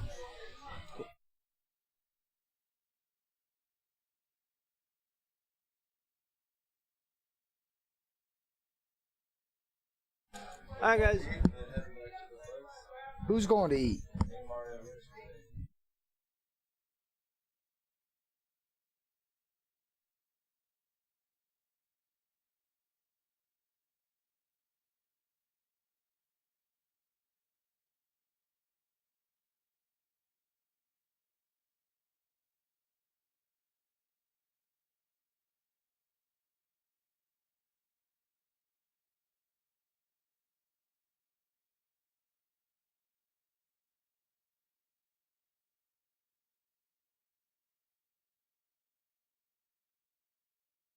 Yeah. Hey, guys, so Reese and TJ here. TJ, thank you for coming in. We're going to cut it off for a night, guys. Sir, travel back safe to Vegas. We'll do my Hello, best. Grandma. We'll see you soon. Yes, she probably passed out. She's She's outie. She's outie. But guys, greatly appreciate Outie you being here. 3000. TJ, it was always Reese, a pleasure. it's always a good time, my friend. Guys, keep an eye on us. We will be posting some more stuff about the podcast stuff we were talking about. Yes. And, yeah, I will more likely be live streaming tomorrow, whether it's a live game or a feature table. I will let you know. Just keep an eye on our notifications. This is TJ and Reese at Prime. Adios. Yep, Houston, Texas. We Guys, out. Have a Catch good one. me in Vegas.